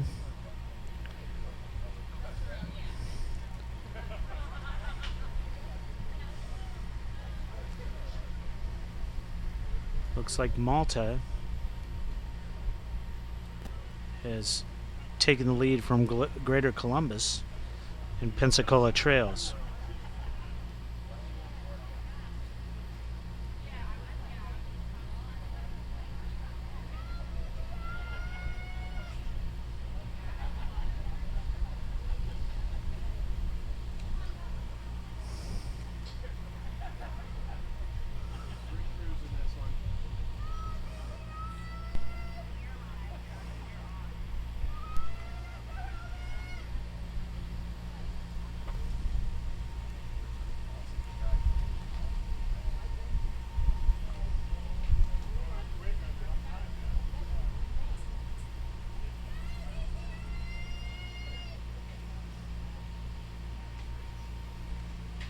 Greater Columbus and Malta coming to the line here. Looks like Malta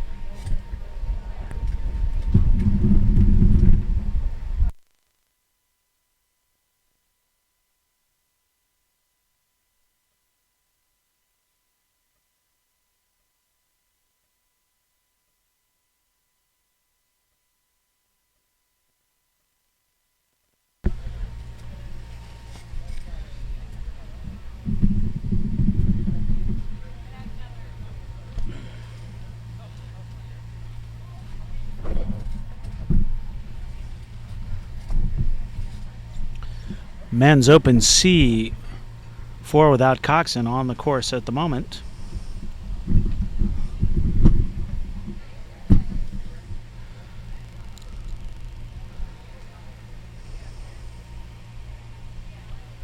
Five-boat race. Looks like lane 2, the Palm Beach Undine crew out in front.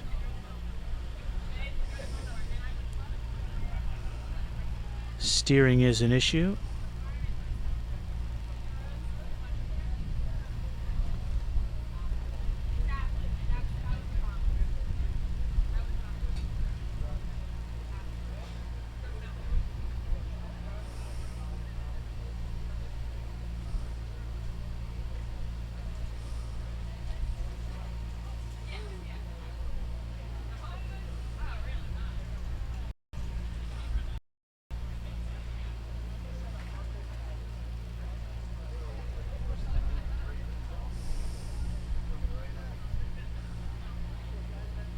Oh, big bobble on lane 1.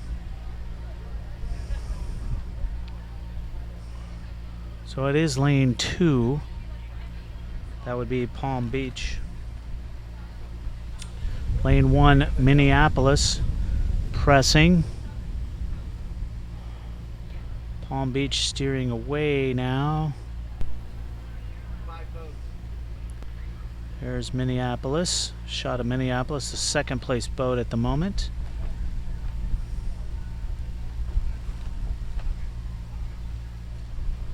There's the Palm Beach crew. In the background is Virginia Potomac Composite.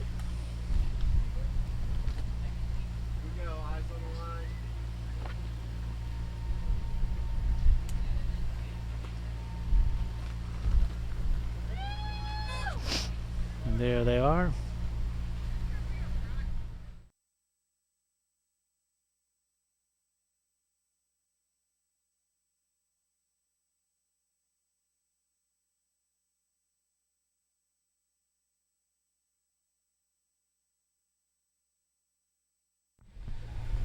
Next race up is the Men's Open G to J, 4 without Coxon.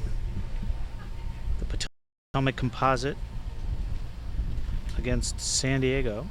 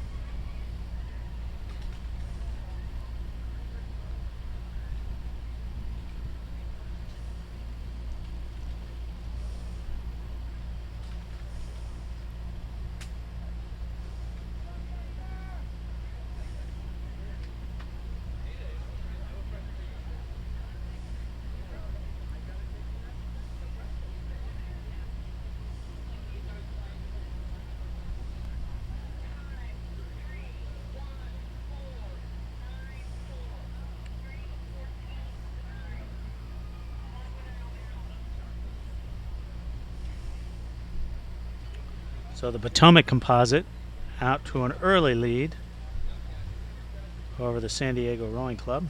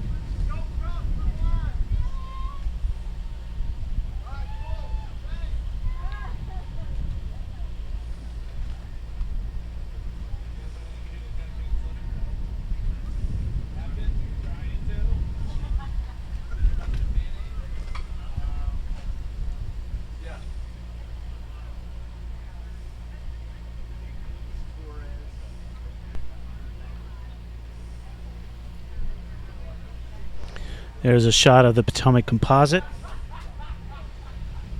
All right, two motor.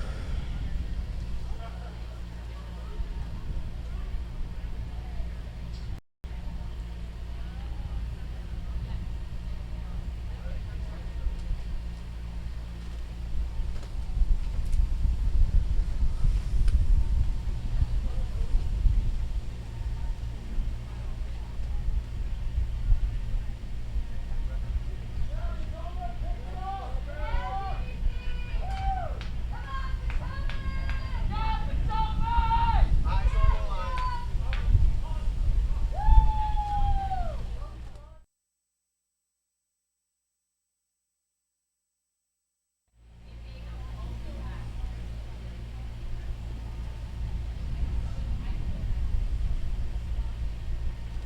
Yes.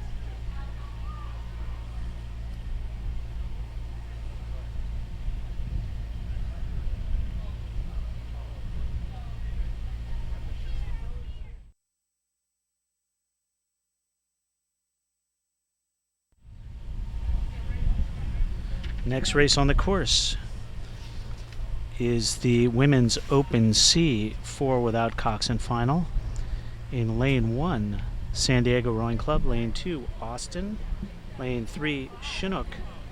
Lane 4, Minneapolis. And lane 5, CRI.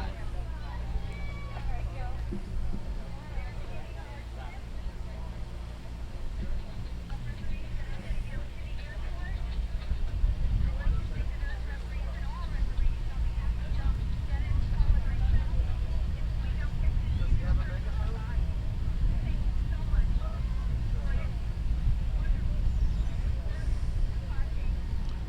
Hi. He's got a megaphone. You have a megaphone.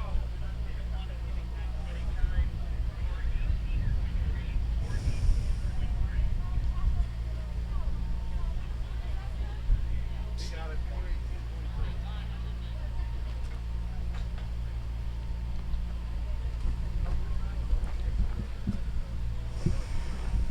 Out early is lane 4, Minneapolis.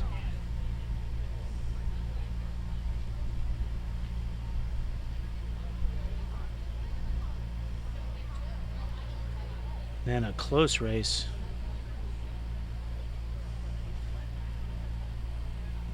for second between Chinook and Austin. Minneapolis just crushing the field, not even close.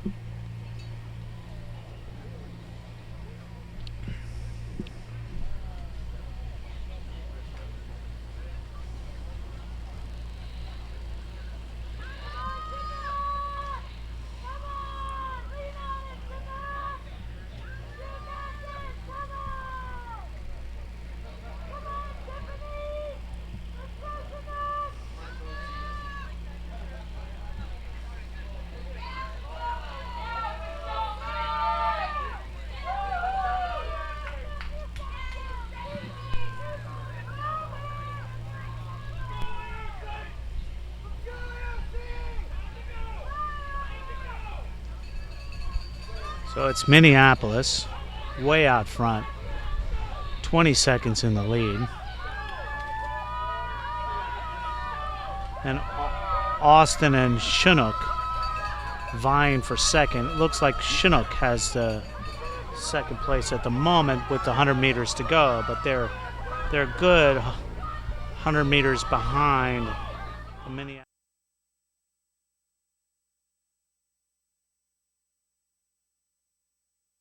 Then Austin.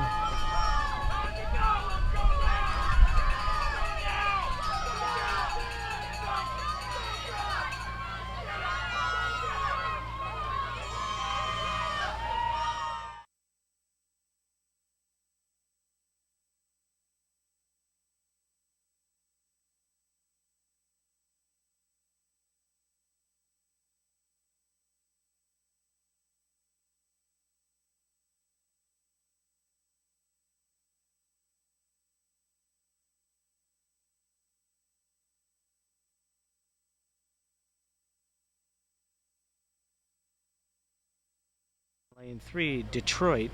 And lane 4, St. Louis. So the men's H single, Daniel Bort from Berkeley, Alan Bauer.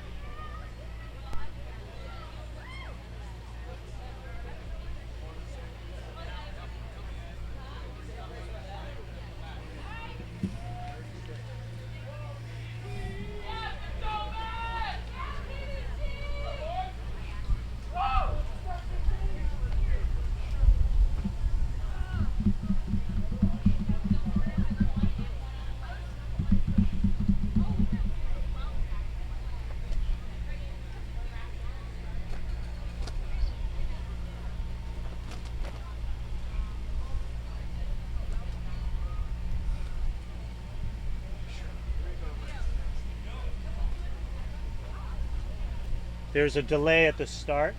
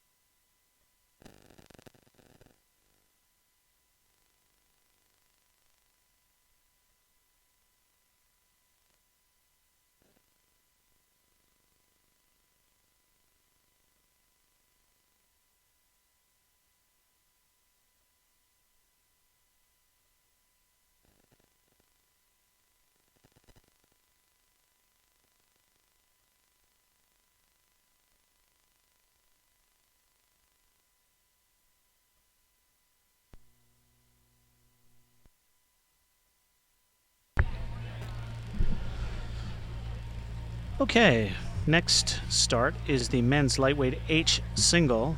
In lane 2, Dan Bort from Berkeley. And lane 4, Chuck Cook from St. Louis.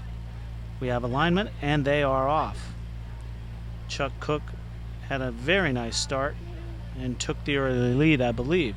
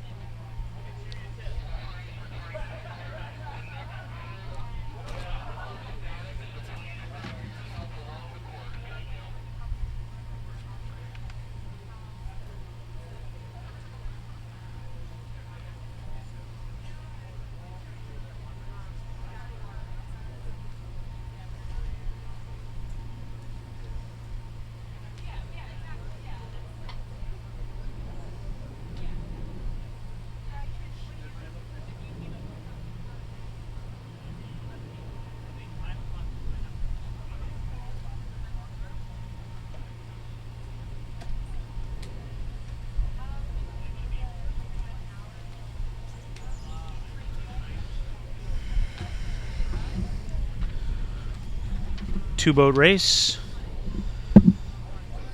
Looks like Dan Bort is making it competitive.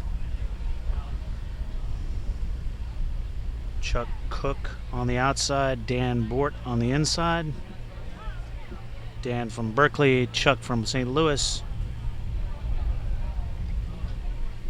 And they're mating here in Cherry Hill.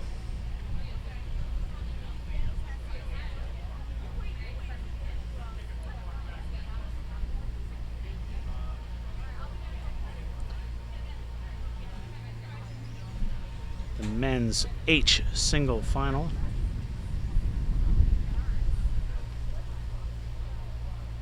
Pretty good race by the looks of it at 500 meters. It is about a half a length between Cook and Bort. Maybe less as it swings through.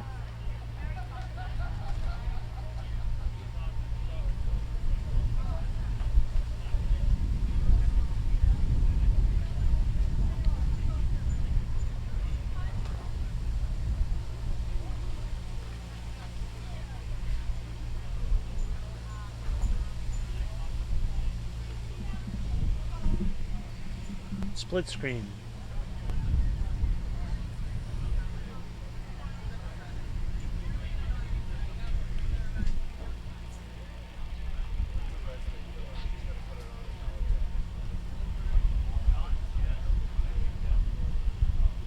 Great race on the course here. Really good race between these two single scullers.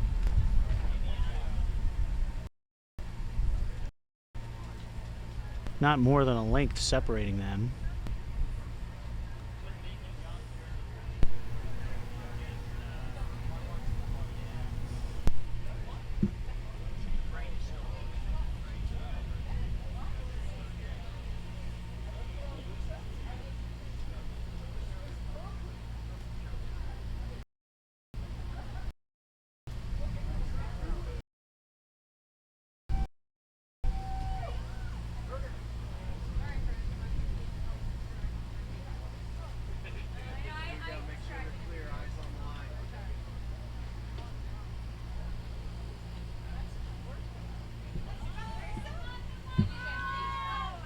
Really, really close.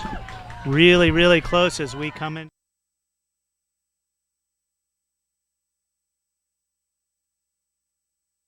Nosing out Daniel Bort for the men's H single gold medal.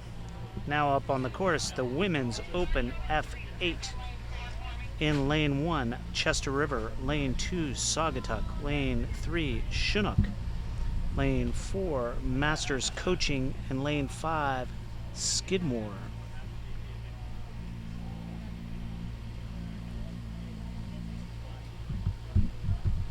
This is the finish line. What happened to the lane 3 racer, Detroit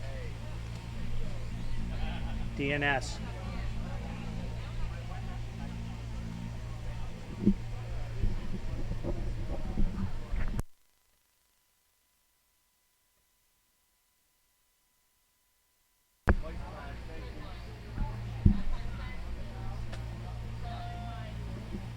And the 8s are off.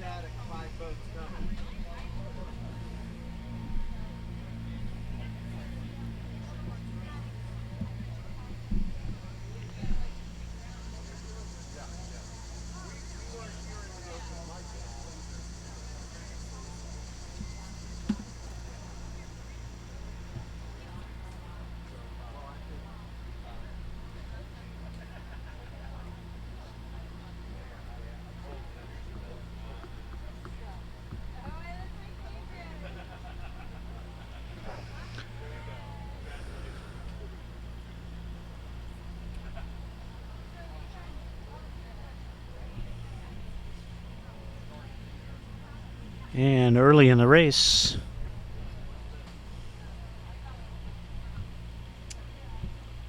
looks like Chinook. The early lead over Masters Coaching.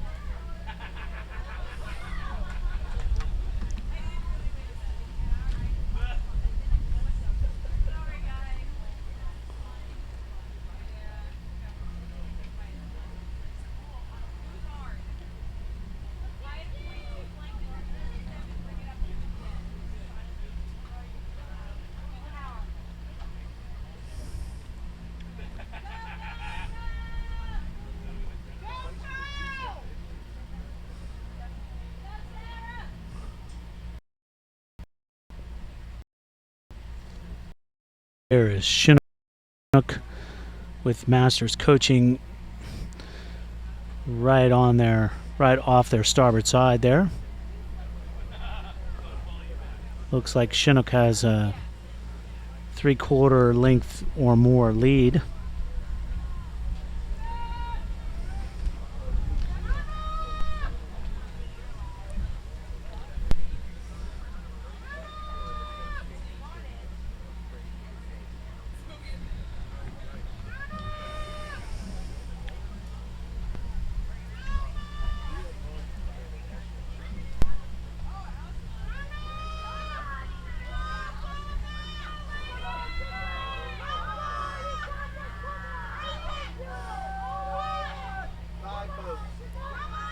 Third place looks to be Saugatuck.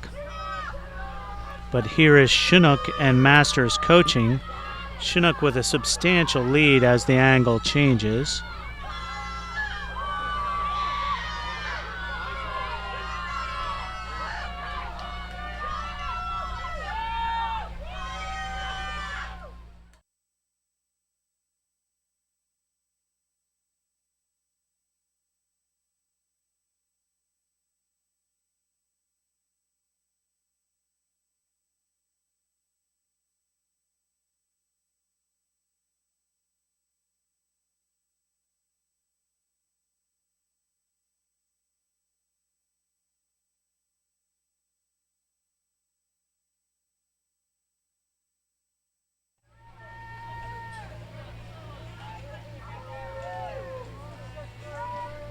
Last.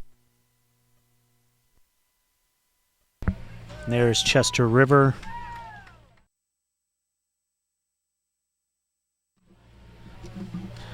Next up is the Women's Open G through J8.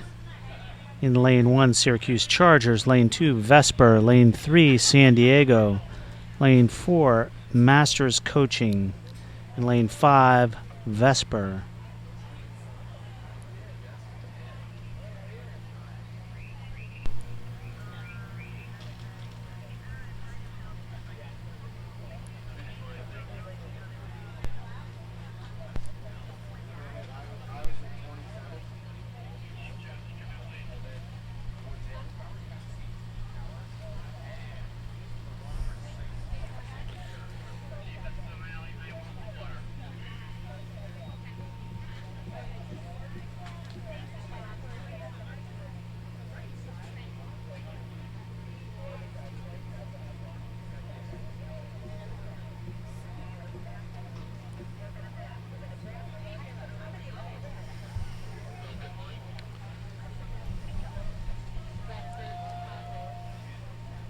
We have alignment, and we have a start.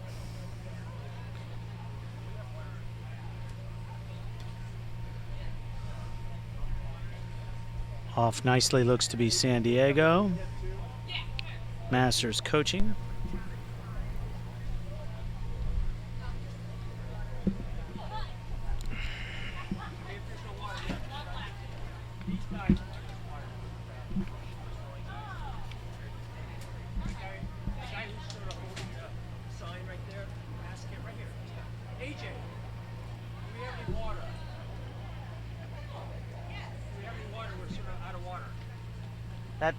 That cooler right there has some in it.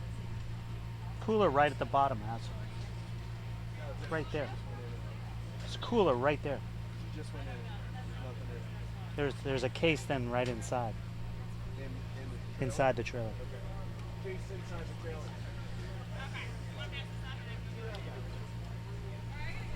It's not cold.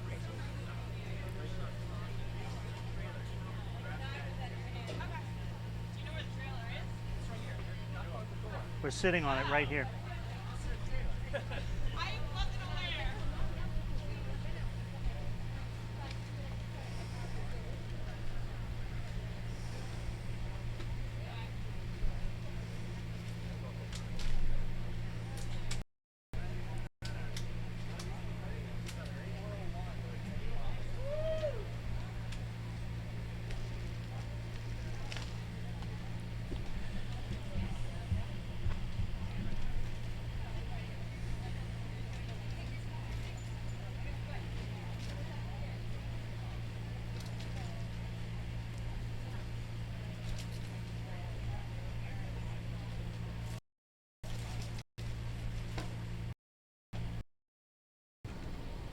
I can't tell by the camera angle exactly, but it looked like Maritime might have the slight lead. Hopefully we'll catch when we switch camera angles here in a second. We'll be able to determine that better.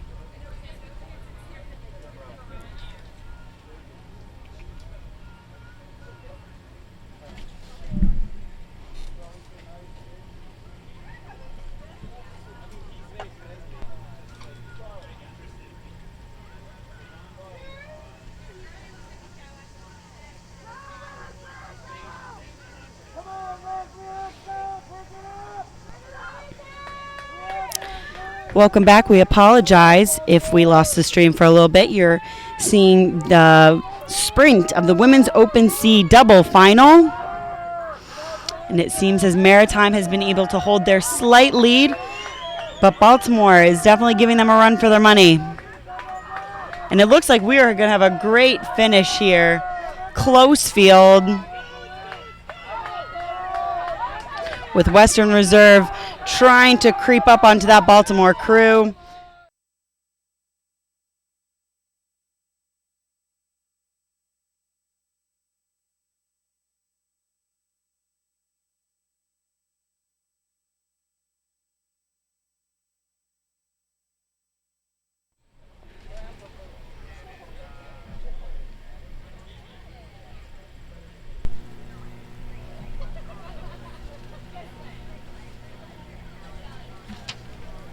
And here comes Three Rivers.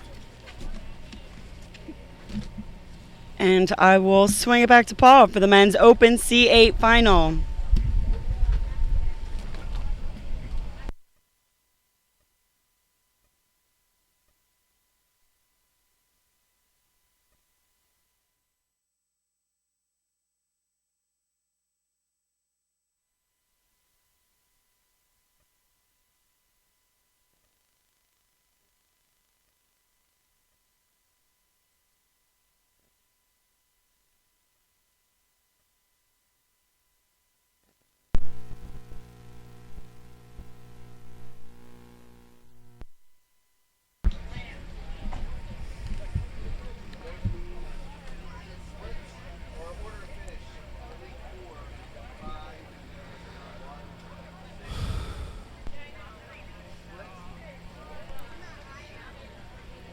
Now we have the men's Open C8. First through the 500 is Potomac, commanding lead. Commanding lead. Then a really close race for second between lanes 2, 3, and 4. Very close race for second, but Potomac is way out ahead.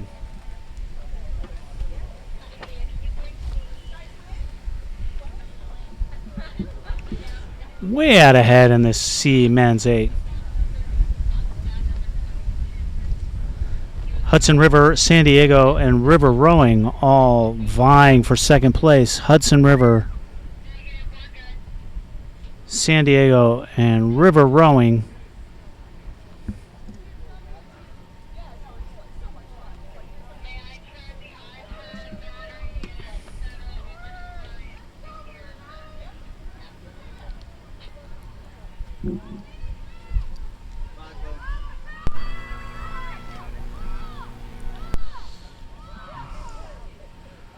It is Potomac. Steaming into first place out of lane 1. Then River Rowing seems to have asserted themselves in the last 400. River Rowing, San Diego, and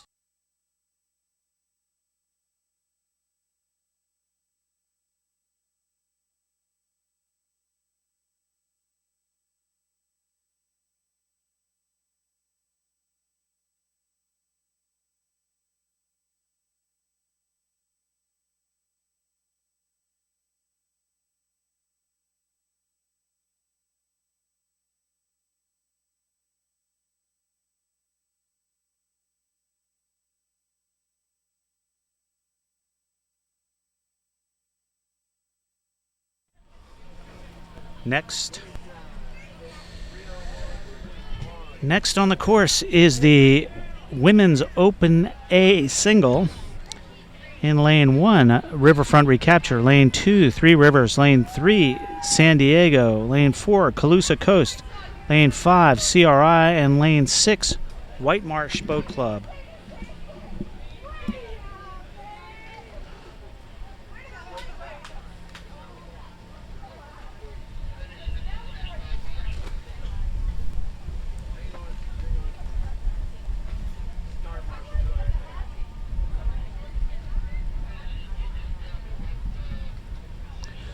So we have Sarah Willoff in Riverfront Recapture in lane 1. Ola Mabono for Three Rivers in lane 2. Andrea Areola, and we've seen her earlier today in lane 3 for San Diego. Laura Corbett for Calusa Coast in lane 4. Ekaterina Yakimkina for CRI in lane 5, and Jessica McClear in lane 6, rowing for White Marsh Boat Club.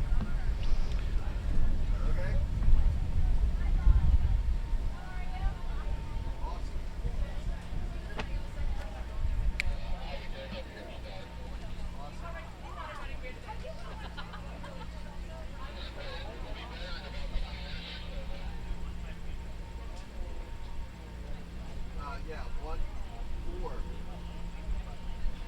I have 1, 4, 2, 3, 5. So through the 500 now, it looks like lane 6 being challenged by lane 4. That lane 6, that's Jessica McClear for White Marsh and Laura Corbett for Calusa Coast in lane 4.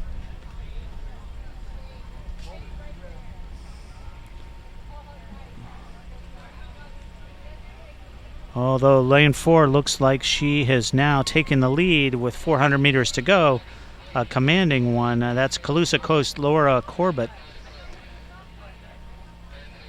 Then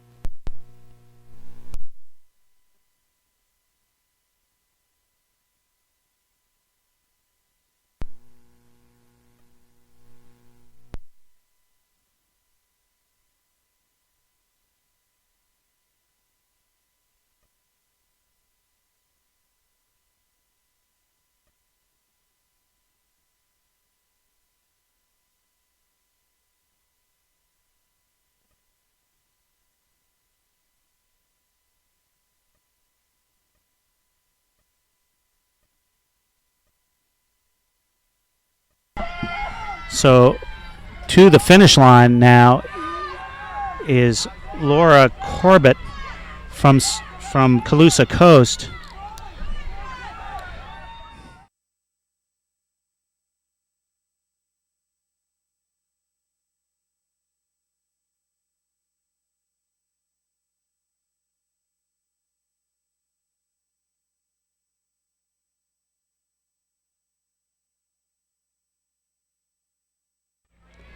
and the other finishers. We're up to the start of the men's Open A4. In lane 1 is St. Louis. In lane 2, Riverfront Recapture. Lane 3, Fairmount. Lane 4, University. Lane 5, Potomac. Lane 6, Lincoln Park.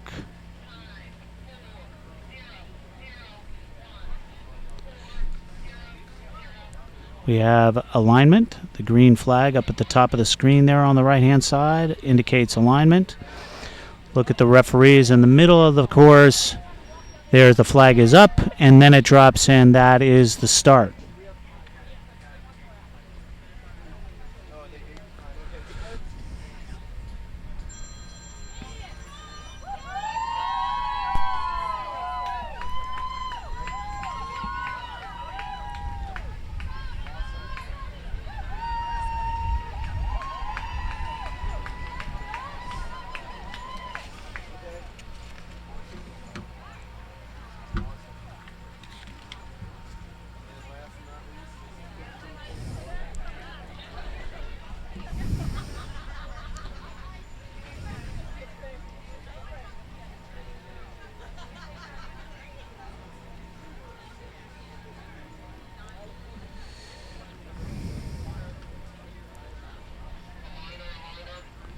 All 6 boats look to be in touch.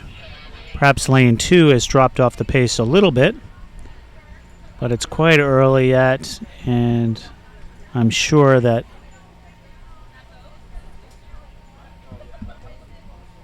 the crews have not settled into base cadence. So now it looks like lane 3. Lanes 3, 4, and 5 are the early leaders. Early speed is in those lanes. That is Fairmount A, University A, and Potomac.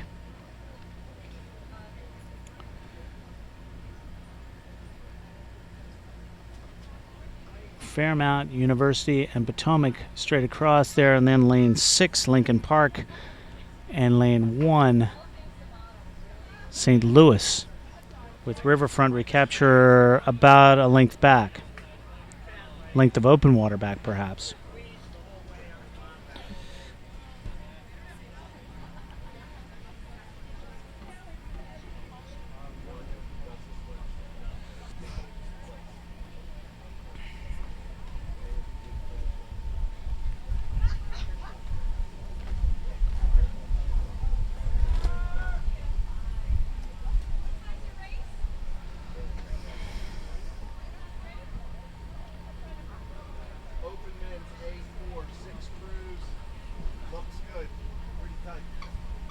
Pretty tight for first, second, and third places. Any one of those 3 crews, Fairmount, University, or Potomac, could win it at this point. Very, very close race. It's down to the last 150 meters. Whose sprint is going to be the most effective? Who has the juice in the last 100 meters here? Even less. Coming down to it. Really, really close.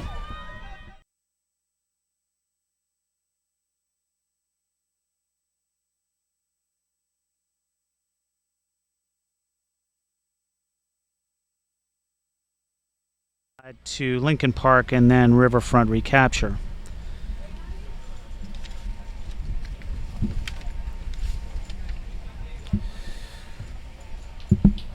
Last few races to go here. The next race on the course is the men's Club E Quad. In lane 2, CRI. Lane 3, Malta. Lane 4, White Marsh. And lane 5, Three Rivers.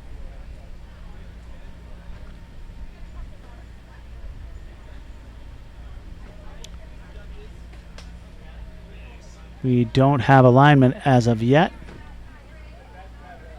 5:06 race scheduled. It is 5:06.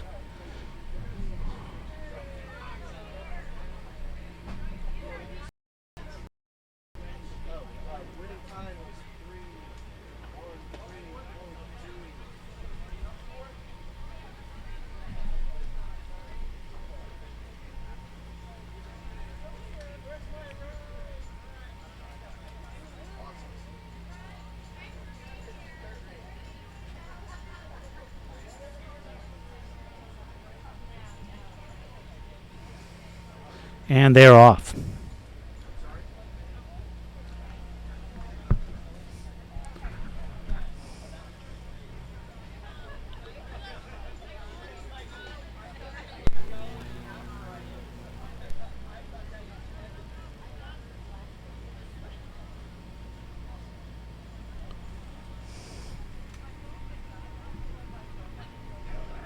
John's giving us the flag.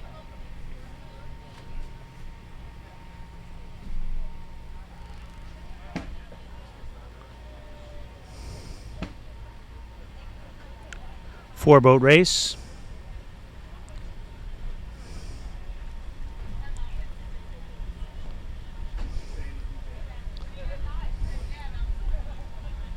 Looks like Malta is out early.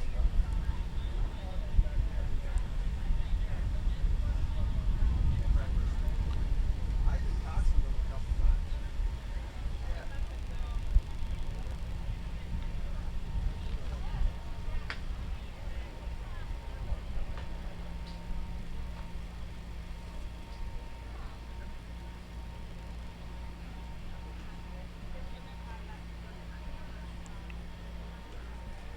And it is Malta coming through 500 meters.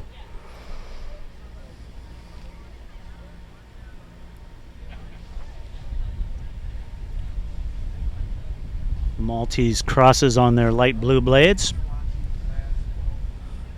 We were watching their bow for a moment, but now we see the crew. And then outside to White Marsh, then Three Rivers.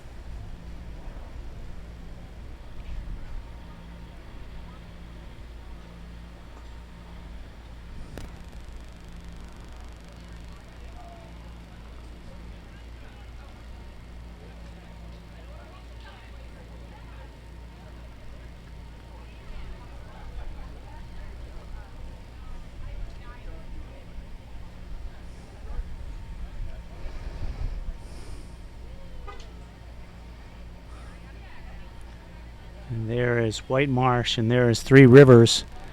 And you can see how spread out the field is, and we're not even seeing the fourth boat in the race.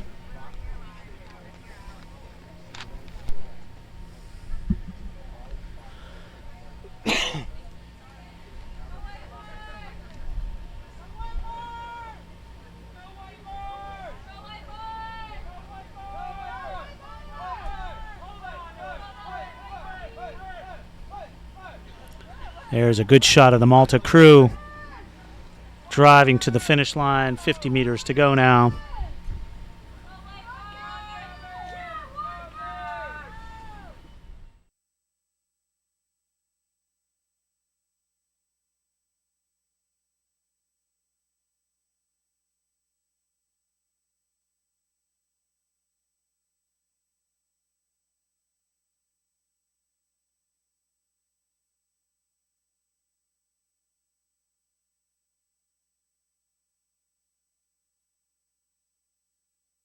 Next up is the men's Club F quad final.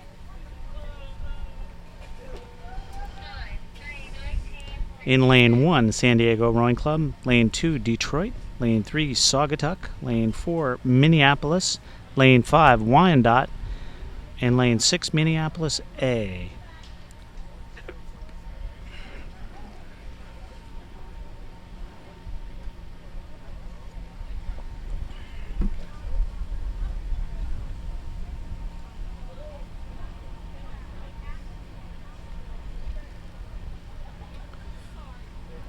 And it looks like the early leader is the San Diego Rowing Club in lane 1.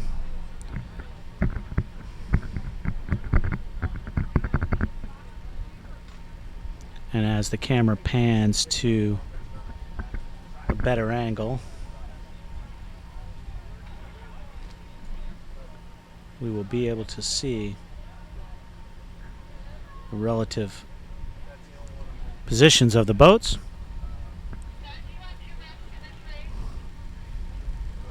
It is, in fact, San Diego by a hair over lane 4. That would be Minneapolis B. Then back to Wyandotte and then Detroit.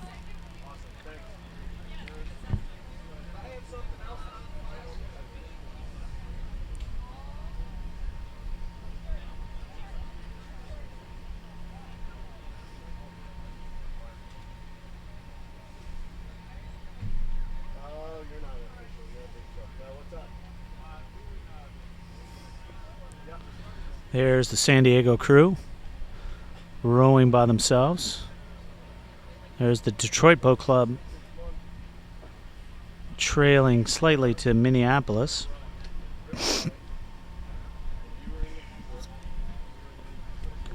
Minneapolis B crew.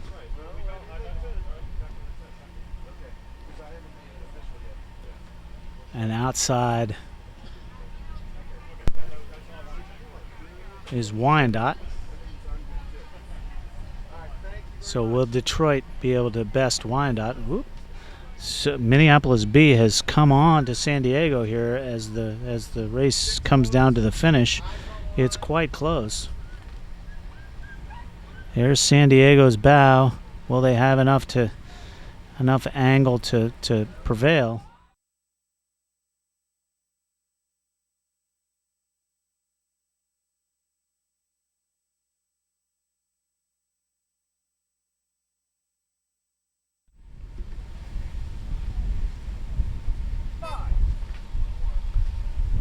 And then in the middle of the course is Saugatuck.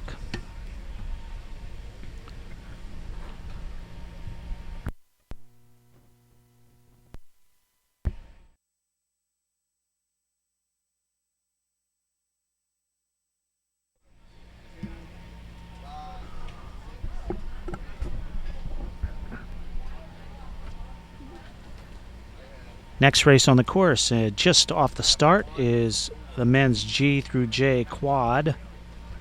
Lane 1, Fairmount. Lane 2, Texas Rowing Center. Lane 3, Saugatuck. Lane 4, Rocky Mountain. Lane 5 is San Diego Rowing Club.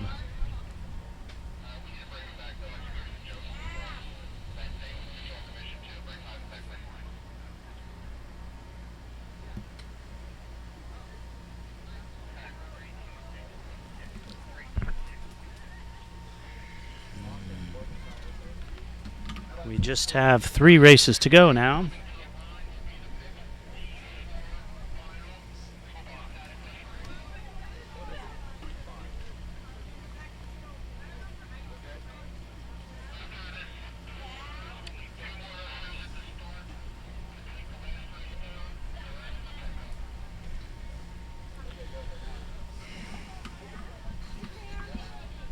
And we have 2 crews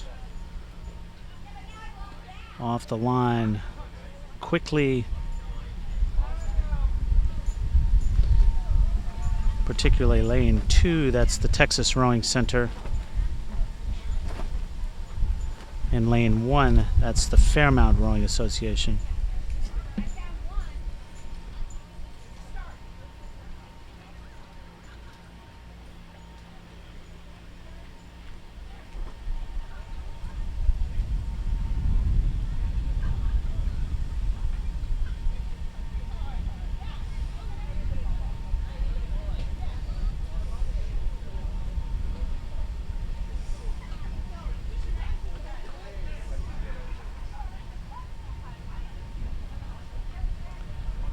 So those 2 crews, Texas and Fairmount, look like Fairmount is pulled out to a slight lead.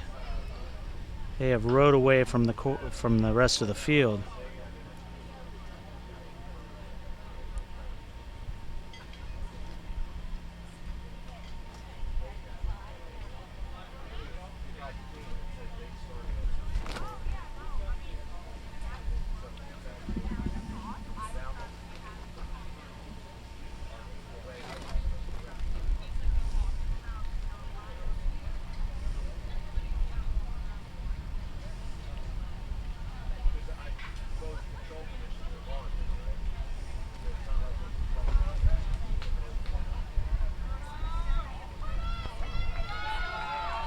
It is Fairmount.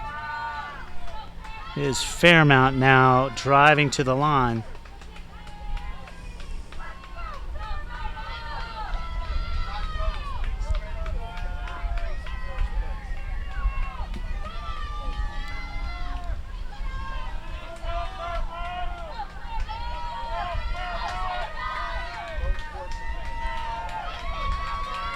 Looks like Fairmount for the gold, Texas for the silver.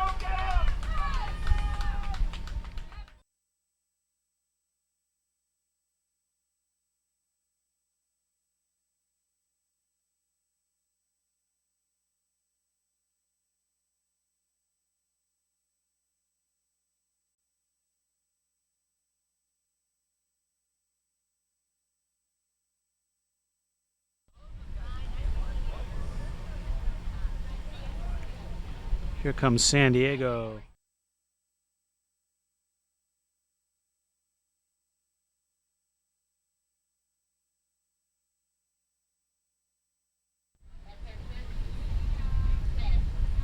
San Diego was fourth, and Saugatuck is rounding out the field.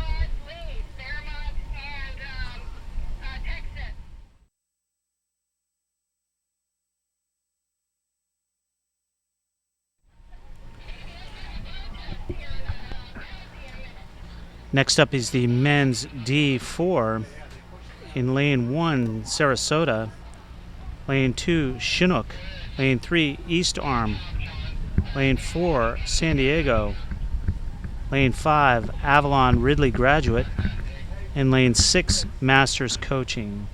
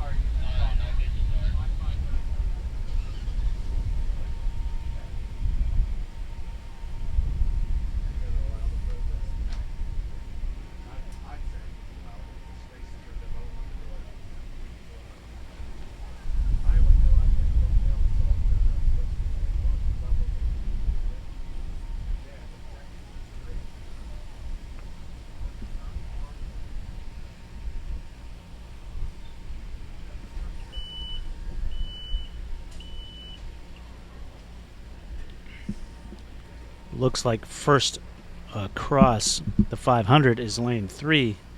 That would be East Arm. Then lane 4, San Diego. Lane 2, Chinook. And lane 6, Masters Coaching.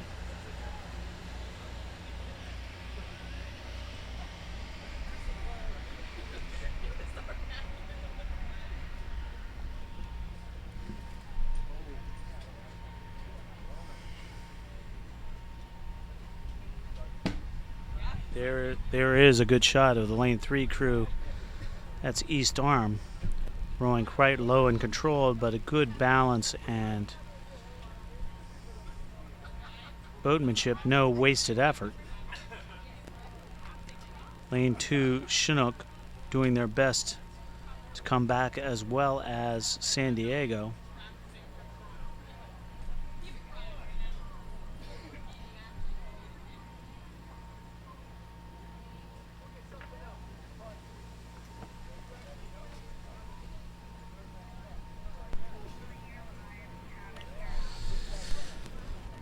There is Chinook with,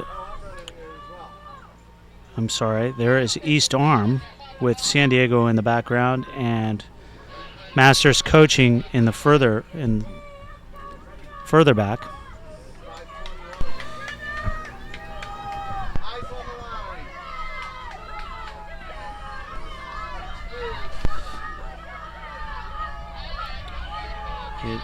It is East Arm.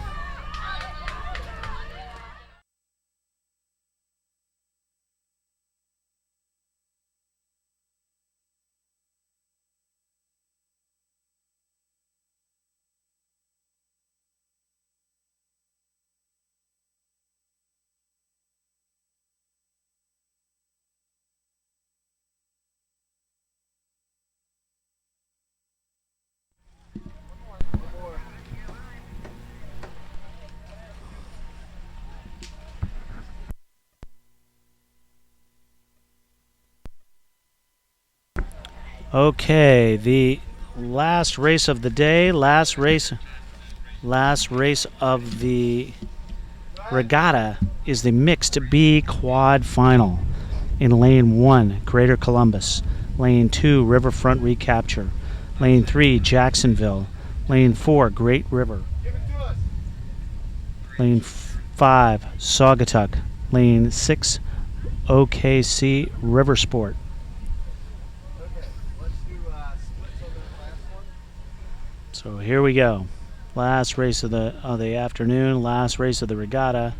Looks like lane 5. That would be Saugatuck out first. Then lane 3. Then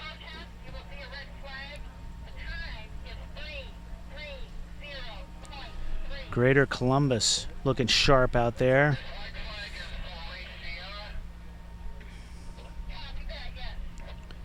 I'm thinking Greater Columbus looks like a they're gonna give it a go here on the leading cruise.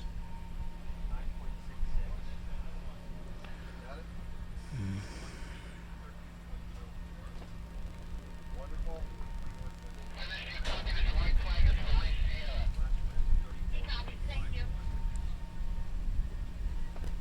Awesome. Very tight. Lane 5 out there, Saugatuck. Lane 3 then is Jacksonville.